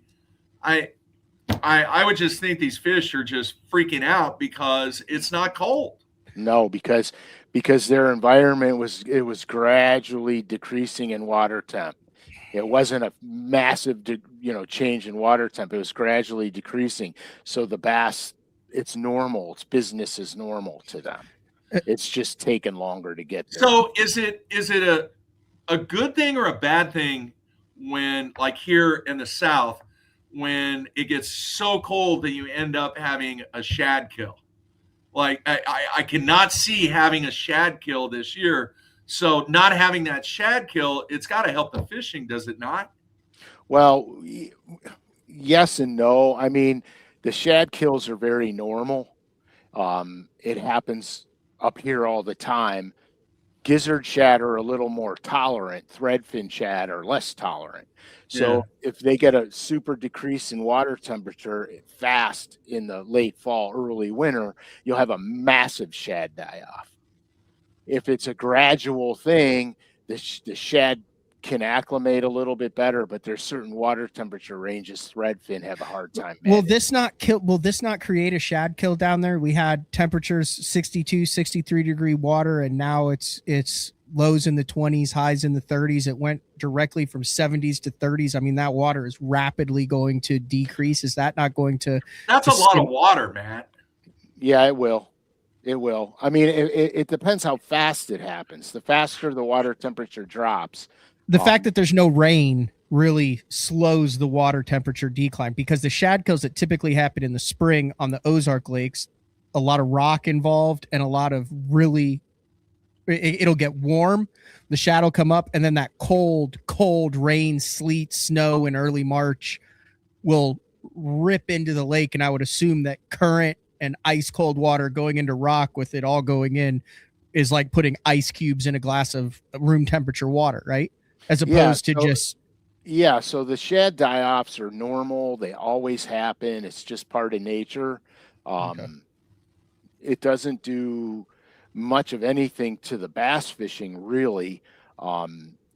You could, when you see the shad dying, they kind of flutter. They're kind of weird the way they move. Confetti. And then, yeah, and then they float down, and then they flutter and float down. Easy feeding opportunities for bass. It's the time they don't have to expend any energy at all to get them because they're dying basically. Yeah. So the only thing it could do, it could possibly make fishing a little stingy because they have so much natural food source that's so readily available to them. What I've noticed up here is, especially on the Great Lakes, because we have massive migrations of bait fish into the estuaries and marinas and stuff. When they die off, you'll literally have a foot of dead fish on the bottom. Jeez. And Wow. that creates other issues with the decaying flesh matter and depletion of oxygen, et cetera, et cetera. Hey, Frank, I'm going to tell you this. One of the coolest things about Friday that took place is it was old school patterning. In other words, when we were obviously very knowledgeable of that lake, but when we would go to areas that had the similar characteristics with the rock and the depth, dude, we would whack them. And when we tried fishing other areas, we never got bit. So it was a true day of, all right, here, let's go hit these boulders, the bigger boulders that have transition to smaller rocks and stay in 10 to 15 foot of water. Yeah, I mean that's what pattern fishing is. I Oh, mean, it was so much fun, dude. yeah, it's awesome. So here's something that I thought was cool. So you talk about the old school with the red crankbaits, but I was impressed. I was impressed with the fact that you were mixing in the underspin. And all the years that I've fished with you, the time that I've known with you, Frank, I think, is one of the biggest guys in the industry when it comes to being open-minded to new techniques, new technology, employing what you've learned over 50 years of fishing, and then utilizing the new stuff, whether it's a jig and minnow or a new jerk bait or crankbait or something. But you have mentioned, Mark, over the last year, the underspin. You've never, I don't think you had ever thrown an underspin before a couple years ago, and now it's like one of your go-to baits. It is. And I've discovered at Texoma, because that's been the primary place that we've caught them on that, and another small lake that's not too far from here. But at Texoma, the versatility in throwing the quarter ounce all the way up to the 8 or to the half ounce, and utilizing maybe not even the right way. Maybe this is, you tell me, Frank, maybe I'm fishing it not even the way you're supposed to fish it. Are you catching fish the way you're doing it? But the way that we're using it is we're always making contact with the structure. Always. Yeah, that's all right. And we're not like trying to we're not scoping, we're not seeing them or anything like that. But a lot of 45-degree angle kind of casting, and then you're crossing the boundary where that structure is, not parallel with it, but more of it a 45-degree angle to where you have access to the different depths of where the structure is. But the biggest thing is you have to make contact with that structure. At least that's how we're catching them. I mean, yeah, but there's it's not wrong. You're catching fish. I mean, it's only wrong if you're not catching fish. Yeah. You know what I mean? I mean, you could drag them on the bottom like a football jig. You could swim them mid-water column, depending on what the bass are doing. You were clearly catching bass banging the rocks with the crankbait. So theoretically, why wouldn't you catch them banging the rocks with an underspin? You know what I mean? The first time I ever threw an underspin was on Smith Lake in Alabama. And I saw fish suspending on my 2D sonar. And I had been catching fish out of deep brush piles with a Hopkins spoon. And so I put an underspin on with a super fluke body and dropped it straight down off the boat, watched it go down on my graph, and then just yo-yoed it through the schools and was catching spotted bass like that. Today, you would live scope them and throw a jig and minnow or an underspin on them, depending on how aggressive they are or were. So the only wrong way to fish a lure is when you're not catching fish on it. So, You know, Jack actually asked a pretty good question, and I was like, well, yeah, I think it'd work. He said, "What would the underspin be like in during the shad spawn?" yeah, I don't see why it wouldn't work, unless you were fishing some form of cover that wouldn't allow you to get the underspin through it. But if Yeah, you're paralleling retaining walls and riprap, grass edges, the underspin would work as effective or more effective than a spinner bait under those conditions. Now, the thing that I would try to do during the shad spawn is make my bait stand out more. So I might throw a minnow on it that has chartreuse on it or higher contrast yeah. than the surrounding bait fish, just so it would stand out a little bit better. But other than that, I mean, it's a shad spawn, so any shad representation clearly is going to get the attention of the bass. Yeah, Frank, it was so much fun, dude. I mean, patterning fish like that is just insane. Yeah, I mean, that's when you're doing it right. That's exactly what it's like Yeah. when you're doing it right. You guys had a good day, man. Oh, it was fun, man. It's fun. I'm trying to find a place down there, man. I'm trying to find some land. You can't find any Yeah, good luck, dude. because of the core. That's There's so much core land. yeah, but that's every lake, dude. That's why it's so expensive to have a place by a lake, because there's only so much land available. They can't Yeah. make any more of it. The only thing they could do is make more lakes. Come on with me, make more They just lakes. made one in Texas. We need to make them here. They just made a big one. God, I'm not gonna lie, guys. I'm pretty mentally exhausted right now. You got to suck it up there, man. It's been a week since we've done a show. We come back in for an hour and 45-minute banger. Why is everybody yelling? By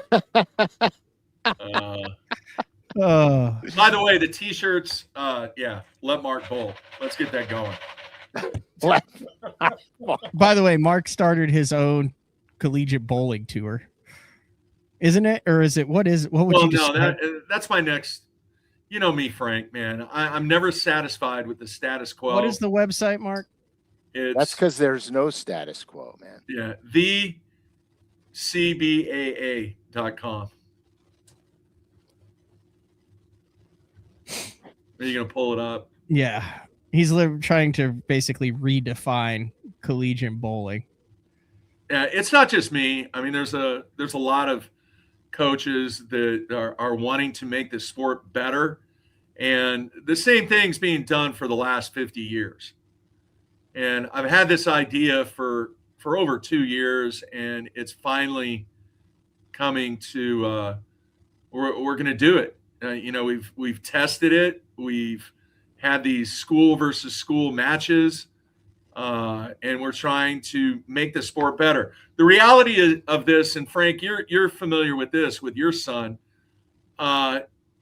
Collegiate bowling, yes, there's scholarship money available out there, but the ability for the student athlete to get that student athlete experience is very limited, while tuition on a typical private universities around $40,000 to $45,000 a year. Yeah, they might get $20,000 in scholarship money, but every single year they still have to pay $20,000 to $25,000 out of their pocket. And then the way that the current format is, you may have a pretty decent player that may get 1 or 2 games in an entire tournament, the way that the current format is. So it is a advancement in format. It is a school versus school format. It is conference play. It's also revenue sharing amongst the teams to take advantage of giving all parties involved a much more clear, concise way for competition. And at the same time, schools have the revenue share opportunity. They're also going to save a ton of money in expenses, and programs are going to be able to utilize up to 20 players in each match that takes place in the new 3-period format. So I've done 2 interviews already. The feedback has been enormous. 2 2 weeks ago in Las Vegas, I got bombarded by other coaches. So we'll see. You know, there's that's good. 190 to 200 college programs out there. Our goal the first year is to get 16 to 24 teams to be a part of this. Now, the cool thing is they have a choice. They can still do what the current college system is and do this system at the same time. So am I looking, these things that I'm looking at, yeah, where this is where everyone's standing, where the mouse is shaking. Well, this is where the pins are over here. No, the bottom is the beginning of the lane. Right down here. The beginning of the lane. Yeah. So the dark blue. So this is like how the oil is laid down on the lane. Yes. So basically, to put it into fishing terms, each one of these different oil patterns is cold, muddy water, summertime, windy. So what I'm saying is a good bowler can come in, know the oil pattern, and your ball is going to react differently based on the oil pattern. Just like you can't just go throw a Bandit 200 12 months out of the year in the exact same places. You have to be versatile. Yeah. So the oil patterns, there are some guys who like different oil patterns. So that's what so you go in knowing like this is the oil pattern, and you kind of based on how your ball is going to react to it. Yeah, the only thing that's not shown, and some centers have it available, others do not, is there's actually topography of each lane that shows the wear and tear. Ooh. Yeah, that's the podcast that we're going to launch on January 6th. It's called Pins on Campus. Stay out of the fishing space. There's enough podcasts on fishing, Mark. There's not a single. Yeah, but there's only one number one. There is. And we've got the metal to prove it. No, fishing obviously is not part of that. So that's my next adventure. This is kind of going to be my legacy. You know, hopefully a lot of people understand what Matt and I did in the early stages of the Bass Zone and BTL really changed the path of how bass fishing is modernized from a journalistic perspective. Hey, this is going to be my last jaunt. I'm going to try to do the same thing to make college bowling better. Right? It's not about growing the sport. As Matt is well aware, I hated that term. You got to take what you got and you got to make it better. And I agree with that. By what I am trying to accomplish, not just me, but the group of coaches that really want to see this happen. It's making college bowling better for all parties involved, the bowlers, the schools, the sport itself, and the fans. You know, we did this format. We've already done it 3 times. And when we had it at home, at our home center, I brought in bleachers. The bleachers were packed. The center was absolutely jam-packed. It was like a true home game and a home competition. And I'm not flying solo on this gig. Everybody that is involved with it truly believes that this is going to be better for the sport and make the game better. All right, Frank, I got one more question for you, dude. The Cleveland, man, they looked pretty good last night against San Antonio. Yeah, man. Well, here's a statistic. Okay, that's the first time that our starting 4. They've only played 63 minutes together since the beginning of the season because of injuries. Wow. So you think about that. You think about Mobley, Allen, Garland, and Mitchell. Yeah.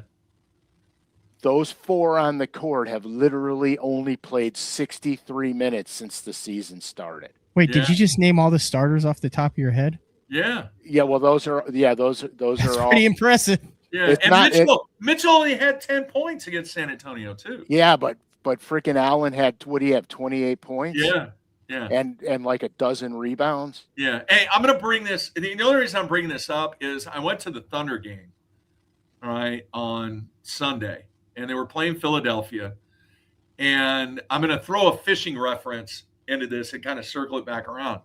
But when I go to these games, Frank, I am amazed and entertained by what takes place on the benches. Oh, it's fun. Yeah. During timeouts. Now, Joel Embiid did not play. He was in street clothes. Here's a dude that's making what, 15 million, 20 million, something like that. I don't know how. I mean, it was a ridiculous amount of money. He was rarely engaged in what was taking place. Okay. And then Andre Drummond, didn't Andre Drummond used to play Cleveland? Did he do a stint in Cleveland? Yeah, I think for a small minute. This dude is making $5 million a year, right? And he probably had 15 minutes, maybe 12 minutes played, touched the ball 3 times, and never, not a single time, did he pay attention to what was going on in the huddle. Nothing. No, see Zero. that's crazy. You look at Cleveland bench, everybody's involved in the game. Yeah. They're all jumping up and down, screaming, doing their thing, man. I don't want to turn this into a basketball episode, but I very rarely miss a game. I know. And so, you know, they're all involved. They all have skin in the game. Tyson is probably the standout player. Well, I can't say just Tyson because, I mean, Porter's crazy good too for a small guy. That kid could jump like. All right, we gotta cut it off right there. People are gonna get pissed at us. Yeah, yeah. All right, but I want to make this comparison real quick. The value for me as a fan was watching all the other stuff that goes on that people just don't see unless you're there at the game. I'm just saying we're working on getting some dates for Frank to be here. In February 22nd, the Cavs play the Thunder at noon in Oklahoma City. I need to pull some strings on that and make that happen, Frank. All right. The point that I was going to make is in the fishing world and in the bowling world and a lot of the stuff that's going on from a sports entertainment standpoint is the value in stuff that takes place outside of the mainstream of what's taking place, I think from a fan perspective is more intriguing sometimes than what is actually taking place. Does fishing, does bowling, do all these sports do a good job at showing so much of what's taking place away from what's going on?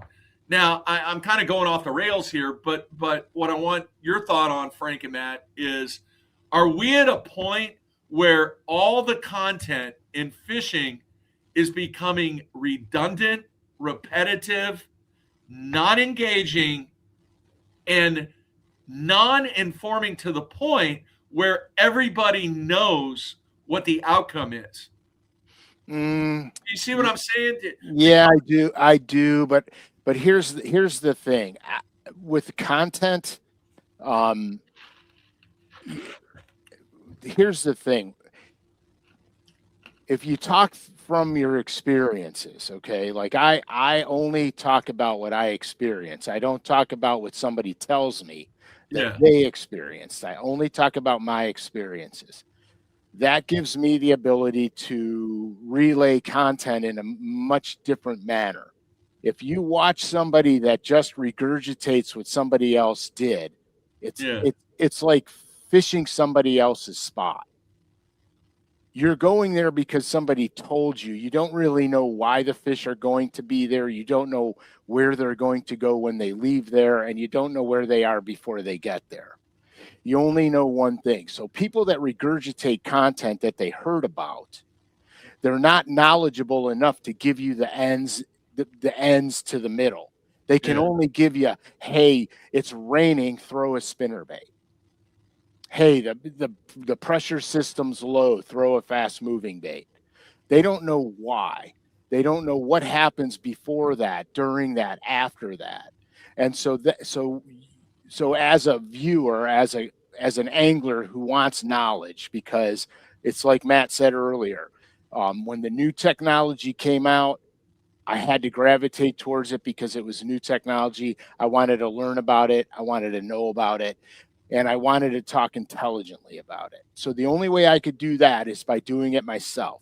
Mm-hmm. I could have read and looked at other people's YouTube videos and said, oh, yeah, live scoping, set your unit up like this. do that. But you don't learn anything. Yeah. By me doing it by myself, I learned by crappie fishing, because Matt took me crappie fishing first.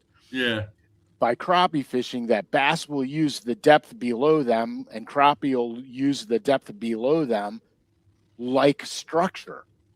If they want 50 feet of water underneath them, that's where you got to be. Your boat has to have 50 feet of water underneath it. I would have never known that had I not done that. Yeah. You see what I mean? Yeah. That's why I think content today, here's what's happening in the content world. Guys are starting to sniff out the BS and they're going away from it, because I watch some content creators myself, and in 30 seconds I'm off, because it's crap. It's not, it's just crap. And so I'm off. And so what I think now is happening with content in our sport is the guys that are doing and the legitimate work and giving the legitimate content are getting the listeners, getting the people that want to grow and learn in this industry. The stuff that happens out of the scene, okay, behind the scenes, that's interesting stuff. It's almost like documentary. Yeah. What goes on more than what goes on behind the scenes. My curiosity is, what does that guy do to prepare? How much time is that guy really spending on the water? Because that tells me that, because I always said this, I wasn't the smartest angler in the room. So I had to put twice as much effort on the water. Yeah. I had to constantly be on the water, constantly be learning, constantly be experimenting. All right. So I put in twice the amount of water time that most of the other guys did. Plus, I never got information. Yeah. So I had to learn it for myself. And back in the day, all right, we didn't have any of this going on now. Yeah. We had to wait a month for a magazine to come out just to find out what was going on. So everything we did was by trial and error. That stuff to me is more interesting than, because like here, look, I don't really give a shit what goes on behind the tournament scene. That's not important to me in catching. But that's part of the entertainment, though, Frank. It's totally part of the entertainment. But like I said, that's more documentary-ish. Okay. I only care about learning more to catch more. That's my only focus. Is all I want to do is go catch fish, and I want to be able to do it in any condition, anytime, anywhere. Yeah. And so that's where my focus is. So that's kind of where I think this is going right now. No, I get it. It's I have seen a lot of stuff that has shown up on my feed where they're taking somebody else's content and actually making money off of somebody else's work. Yeah, it's called plagiarism. I mean, come on, guys. Seriously? But here's the thing, Mark. Okay, so we talk about fishing all the time, right? Seasonal patterns never change. Early spring red crankbait fishing has been around forever. Yeah. You know what I mean? There's certain things that are here. It's the why. Why are those fish going there and when? That's what you need to know. Yeah. You already know what to throw. You just got to know why they're going there. It's like you experienced 63-degree water temperature the day after Christmas and was amazed at the amount of fish you caught. But the reality is the whole system was slowed down. So what happened in December 26th for you might normally happen in December 5th. You see what I mean? When conditions are normal. And so everything's predicated on, water temperature, season. The lengths change. Yeah. The behavior of the animal doesn't change. The lengths change. And with live scope, we learn more about bass behavior since the advent of live scope than we ever have. Yeah. And it's not the fact that I can see the fish and throw a minnow at the fish, because I've been catching them off my graph on 2D sonar my entire life. That never has changed. So where we used to have to do it straight down, now we can do it in front of us. But what we're learning now is the animal's behavior. We could see them react, not react, run away. You follow me?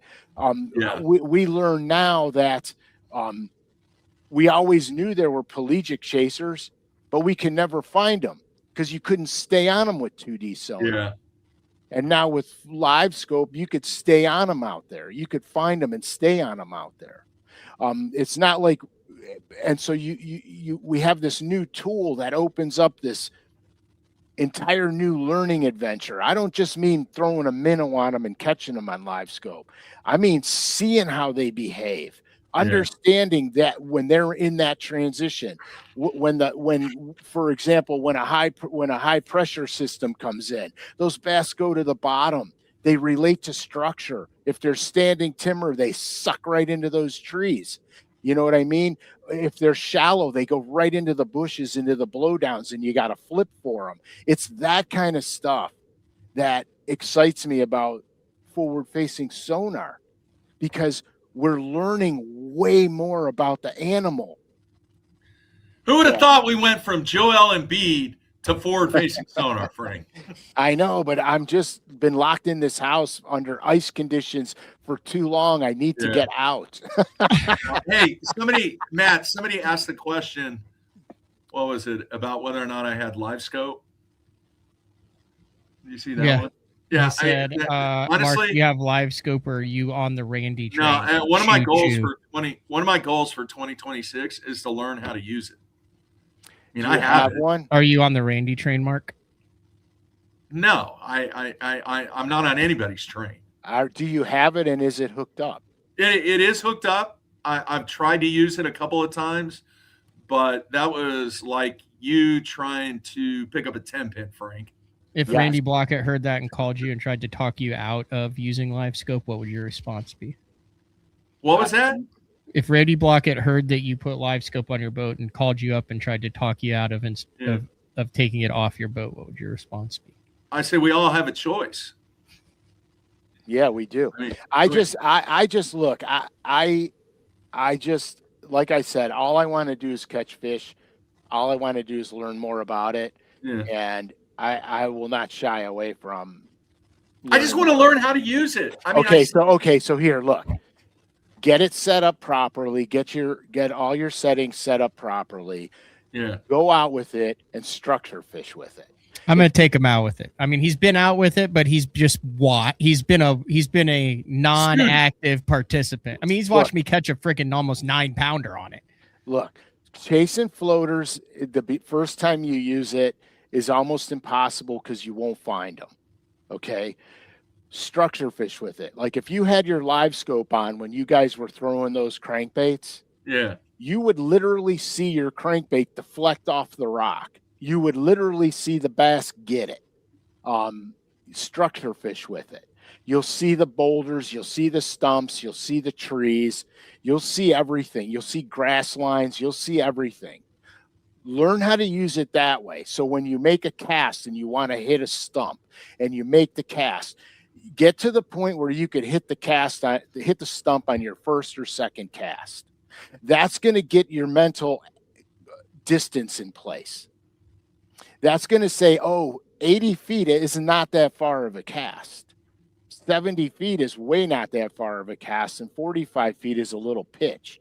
And to get your distance judgment going, use it in bass boats. That's 2 bass boats away from me. That's 3 bass boats away from me. And get it down to that before you start trying to chase fish, and then run after crappies. Go catch crappies for a while. That'll give you the ability to see the bait, see the fish react.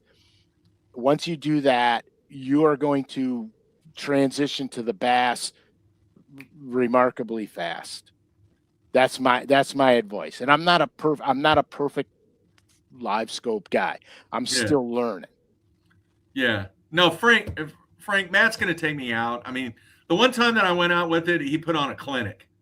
And I just sat there and took notes as a student, but to go out and be able to repeat what Matt was accomplishing would take months of practicing. And from what I've seen, the guys that are on the water doing it a ton, you're going to get better at it. It's that way in anything, Frank. Yeah. Matt taught me all about it crappie fishing. I'm just going to tell you all right straight up. He took me out. He showed me what he was doing. He showed me how to do it. Yeah. And for 1 year, that's all I did was crappie fish off of it and structure fished. Yeah. I didn't chase bass in open water. Now, if I saw one when I was structure fishing, I'd catch it. If I saw one suspending, I'd catch it. But I wasn't actively looking for them. Now I'm actively looking for them, and I'm finding them. Yeah. That I would have never been able to do that, turning the machine on and just going fishing, because I didn't have an understanding of it. Those guys that say all you do is turn the unit on and go catch fish, they're full of crap. You still have to know where the animal is. You still have to know where they're going to be at what time of year to catch them. So the guys, I'm not going to call Randy out, but the guys like him and some of my pro buddies that hate live scope, that think you just turn the machine on and go catch them, they're crazy. You have to know where those animals are going to be at what time of year and where. Yeah. It's no different than patterning them on 45-degree rocky banks with a crankbait. You still got to know where they're going to be. And here, look, if I will tell you, it's almost easier to pattern fish conventionally than it is to find them scoping. Because think about how much open water there is. It's endless. And think about structure, points, river channel ledges. You could see it on a map. You could follow it. It's concrete. It's there. Open water, it's here today, gone tomorrow. So everybody needs to just cool their jets, man. This is all about learning how to catch fish.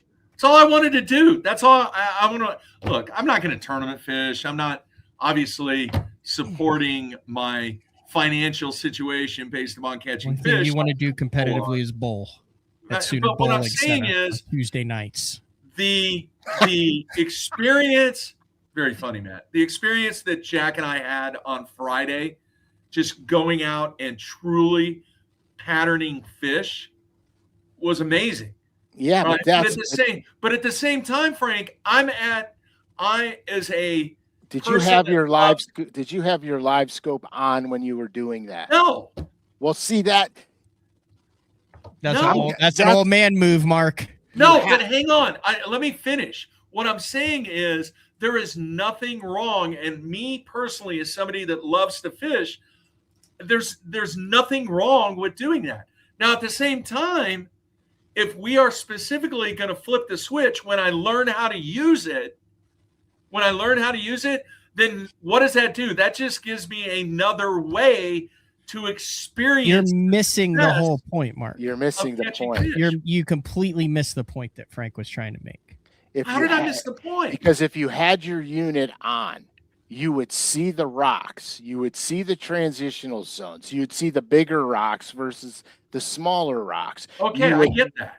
You would learn. You're and getting you'd still be going down the bank throwing your red crankbait. You're not scoping. You're just using it like 2D sonar. You would be able to do what you're doing. Instead of catching 29, you might have caught 39 because you'd have been like, oh, there's a big rock that's out here. You don't even see a fish on it, but I'm going to make a cast that's a little bit off the bank because 40 feet in front of me is a bigger boulder. You'd have been, there's nothing else around it. Boom, you bounce it off of it. Maybe a 5-pound smallmouth gets it. So you're basically just enhancing you more access to information. It's giving you more information. Success. You're enhancing but you're not live scoping. You're not, right. Your head's not down. You're still doing the exact same thing. You're just using it to be more aware of the environment around you and increase your catch ratio. Like most of the time when I'm cranking with it, I'm not watching it every single time. The only time I watch it every single time is if I'm trying to particularly hit a piece of offshore cover with it, a rock, a brush pile, anything. If I'm going down the bank, I'm going, oh, there's a rock pile that's 10 feet off the bank further than it was the rest of the time. So instead of casting 45, I'm going to cast directly in front of the boat because I know that rock comes out. Correct. Something that I never would have known, to where Correct. my boat doesn't go over the fish. It allows my bait to present it there. You're still laughing. You're still doing the same thing. I would not, if someone asked me, were you live scoping? No. But was I using live scope to gain more information, to put my bait in a higher percentage area? Absolutely. Okay. 100%. No, I agree. 100%. I agree. And dude, you can get like that within 5 trips, within 3 trips. You literally could get in the boat with me and we could go down the bank and I could see it. And as long as your stuff is dialed in and it's working, I mean, that doesn't take rocket science to do it. That just takes a little bit of wherewithal and understanding of how fish position on cover and structure. All right, book it, because that is my goal for 2026 is to learn how to do that. Every time you get in your boat, turn that thing on. Whether you're using it or not, turn it on. And when you're going down the bank chucking a crankbait, watch it. Mm-hmm. And here's something crazy too. When you're throwing your spook around, top water, turn it on, because you'll see the fish going up to get the spook. It's the coolest thing ever. It's sweet. And as much as you like sight fishing, you'll like scoping, Mark. Okay. I mean, you will, Mark. You'll see them coming up for it. Okay. And you're not scoping them. You're just, it's a graph and you're looking at it. You know what I mean? Yeah. It's amazing. The stuff that I learned from this about their behavior is mind blowing. Like if you see them come up, you could see them come up at your top water if they're going to eat it, and they turn away from it, right? Yeah. You have to change the cadence on it and see if they need it to go faster or slower or what to make them commit to it. Without using that unit on, you don't even know one's dogging it down there. And then it turns away and you just don't think there was a fish. Dude, the wildest thing in Mexico at Bacharach was you could cast a 1/2 ounce underspin with a 4/8 Kitech on it. You can cast it up to the bank. You can let it hit the bottom and you could just start going like this and keeping it down, probably like you were. And I would say you could catch 7 or 8 an hour. You catch one about every 10 minutes, which is pretty damn good, right? That's pretty good. Yeah. If you followed that thing back with scope, you would realize that on 90% of the casts, you have a fish between 3 and 9 pounds that comes off the bottom, got behind that thing, tracked it, and then as you started to bring it up, just kept swimming. Sometimes you'd have 5 or 6 that were following it.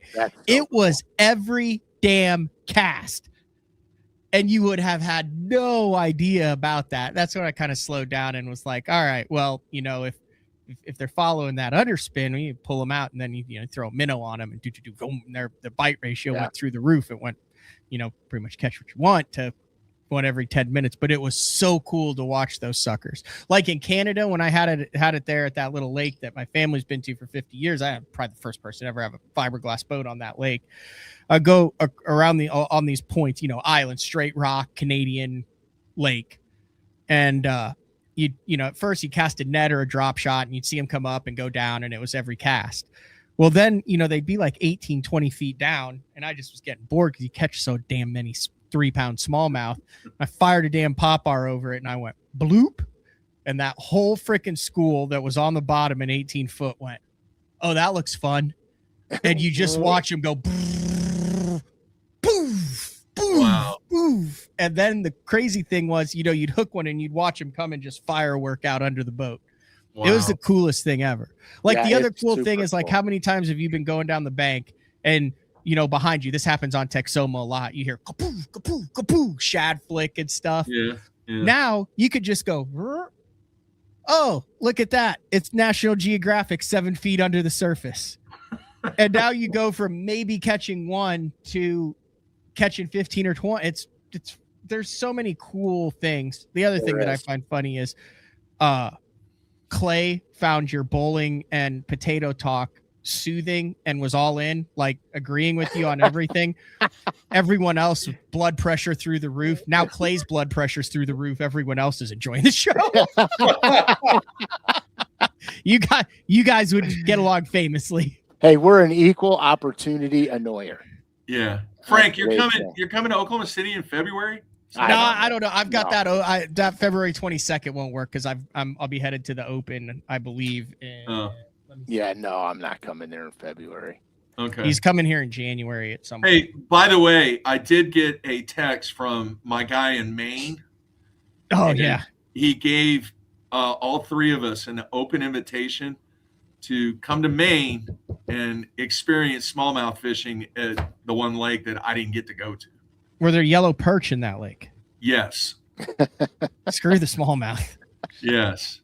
Yes. And I know you don't fly. You don't like flying, Frank, but that would be a cool summer trip. I have released it before. I'm fishing the 4 opens because I have some level of self-hate. Yeah. All right. $1. Frank, who's going to win the college football national championship? Who you got? I got to go Ohio State. Okay. Matt? Georgia. All right. I am going underdog. And I don't like I like Texas Tech. I really do. That's not a bad pick. I like Texas My question Tech. is, I think that they have been off for so long and they've had a little bit of rusty games in the past. Yeah. Okay. Frank, man, great catching up with you, dude. Absolutely. Okay, so I wrote it down. Matt's got Georgia. Yeah. You got Texas Tech. Let's put a baked potato on it. I want a salad. Oh, bringing back some good memories there. I want a salad. Wait, who put that Notre Dame shit up there? Let me see that. He said Notre Dame. Oh, wait. Hey, did you see they're not going to play? Notre Dame is not going to play USC anymore.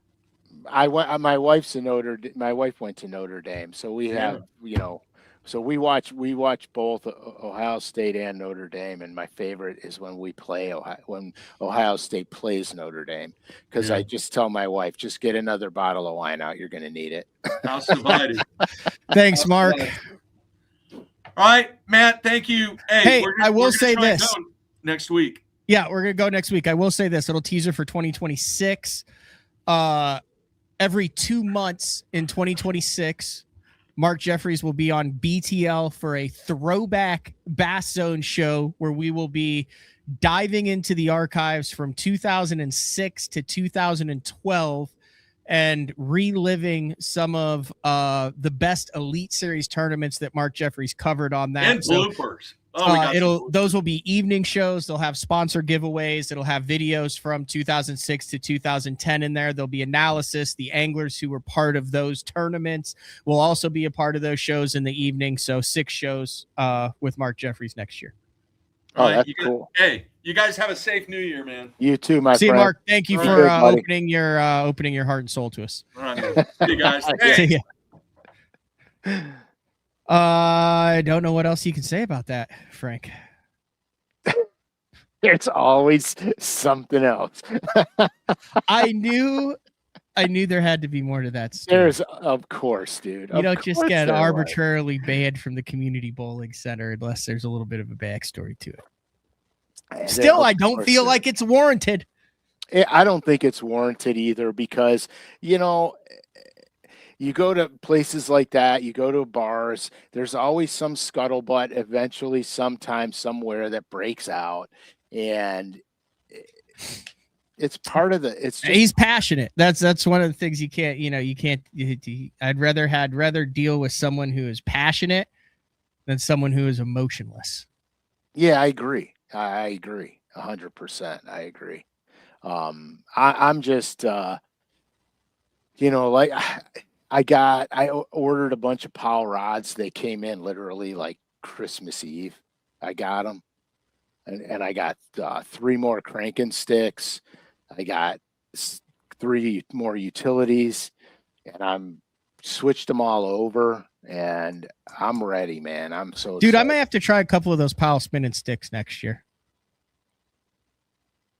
Yeah, I have to use the old Frank Scalish discount code to get my hands on a couple of those. Yeah, they're light as a feather, dude.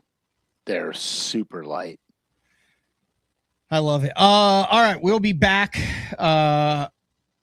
January 8th for the first show of the 2026 season. By then, we will also have dates for when Frank will be live in Studio. the Sooner State, live in studio. We're gonna go live at the Sooner Bowling Alley. I've got fresh yellow perch. We've got fresh crappie. I've got some halibut, some walleye, some Kenai River Reds. Ooh. We're going to do it up. I'm going to do the, we've got some Cactus Crunch breading, some new breading from Frenzy Fish Fry. Also, I wanted to do I've been using the, like the straight up like Hooters wing sauce. So you flour them in the Hooters stuff, the fish, and then you fry them like regular, and then you toss them in the Hooters wing sauce. So it literally is the same kind of buffalo Hooters wing flavor that you've come to know and love, except it's on a piece of crappie or perch. Yummy. I ate my last redfish last week. I don't have any more redfish. I still got walleye and crappie though. So I'm jealous that the walleye are so plentiful. Dude, I made a mistake. I should have just went out and got them. I avoided it. I took my wife out towards the end of the year. We got them so fast, dude. I was just trolling Bandit 300s.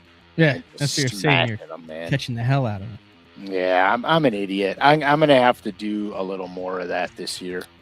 I found it's a lot easier to keep fish. Like Court's parents last year got me the fillet cleaning table, and then I've got it next to where the faucet is, and then I've got the Bubba wireless fillet. And like just a little bit of back end work makes it a lot easier when you come home to just zoop, zoop, zoop, zoop, zoop, and you're done, instead of, oh, we got to set this up and we got to do that, and it's too cold to do this and all that. Like the more set up you are at it, I got a couple 5-gallon buckets that are specifically for that. So like you can just zoop, zoop, zoop, zoop. I mean, knock them out. I also don't take a lot at one time home. Yeah. Because I don't want to clean fish for 3 hours. See, I'm the opposite with the 37. I would rather keep 37 once than 6 or 7 5 times. Yeah, so I usually will go out, I'll catch 10 and bring them home. And I go, okay, 10's good. And then, I might go out another 2 weeks later and catch 10 more. Which almost burned me this winter because we froze so early. I was putting it off till later because you know how good it gets in the winter, crappie, and then we froze and I didn't get a chance to go, and now I won't have enough crappie to get through the winter. So that kind of bums me out. I think we set a record for the longest day 4 in the last show of the year. Hey, why not? Happy New Year, Frank. Thank you very much. Happy New Year, all our viewers, all of our listeners. We love it. We love hearing from you guys. Great little pop-up show today. So we'll talk to everybody in 2026. See ya. See ya.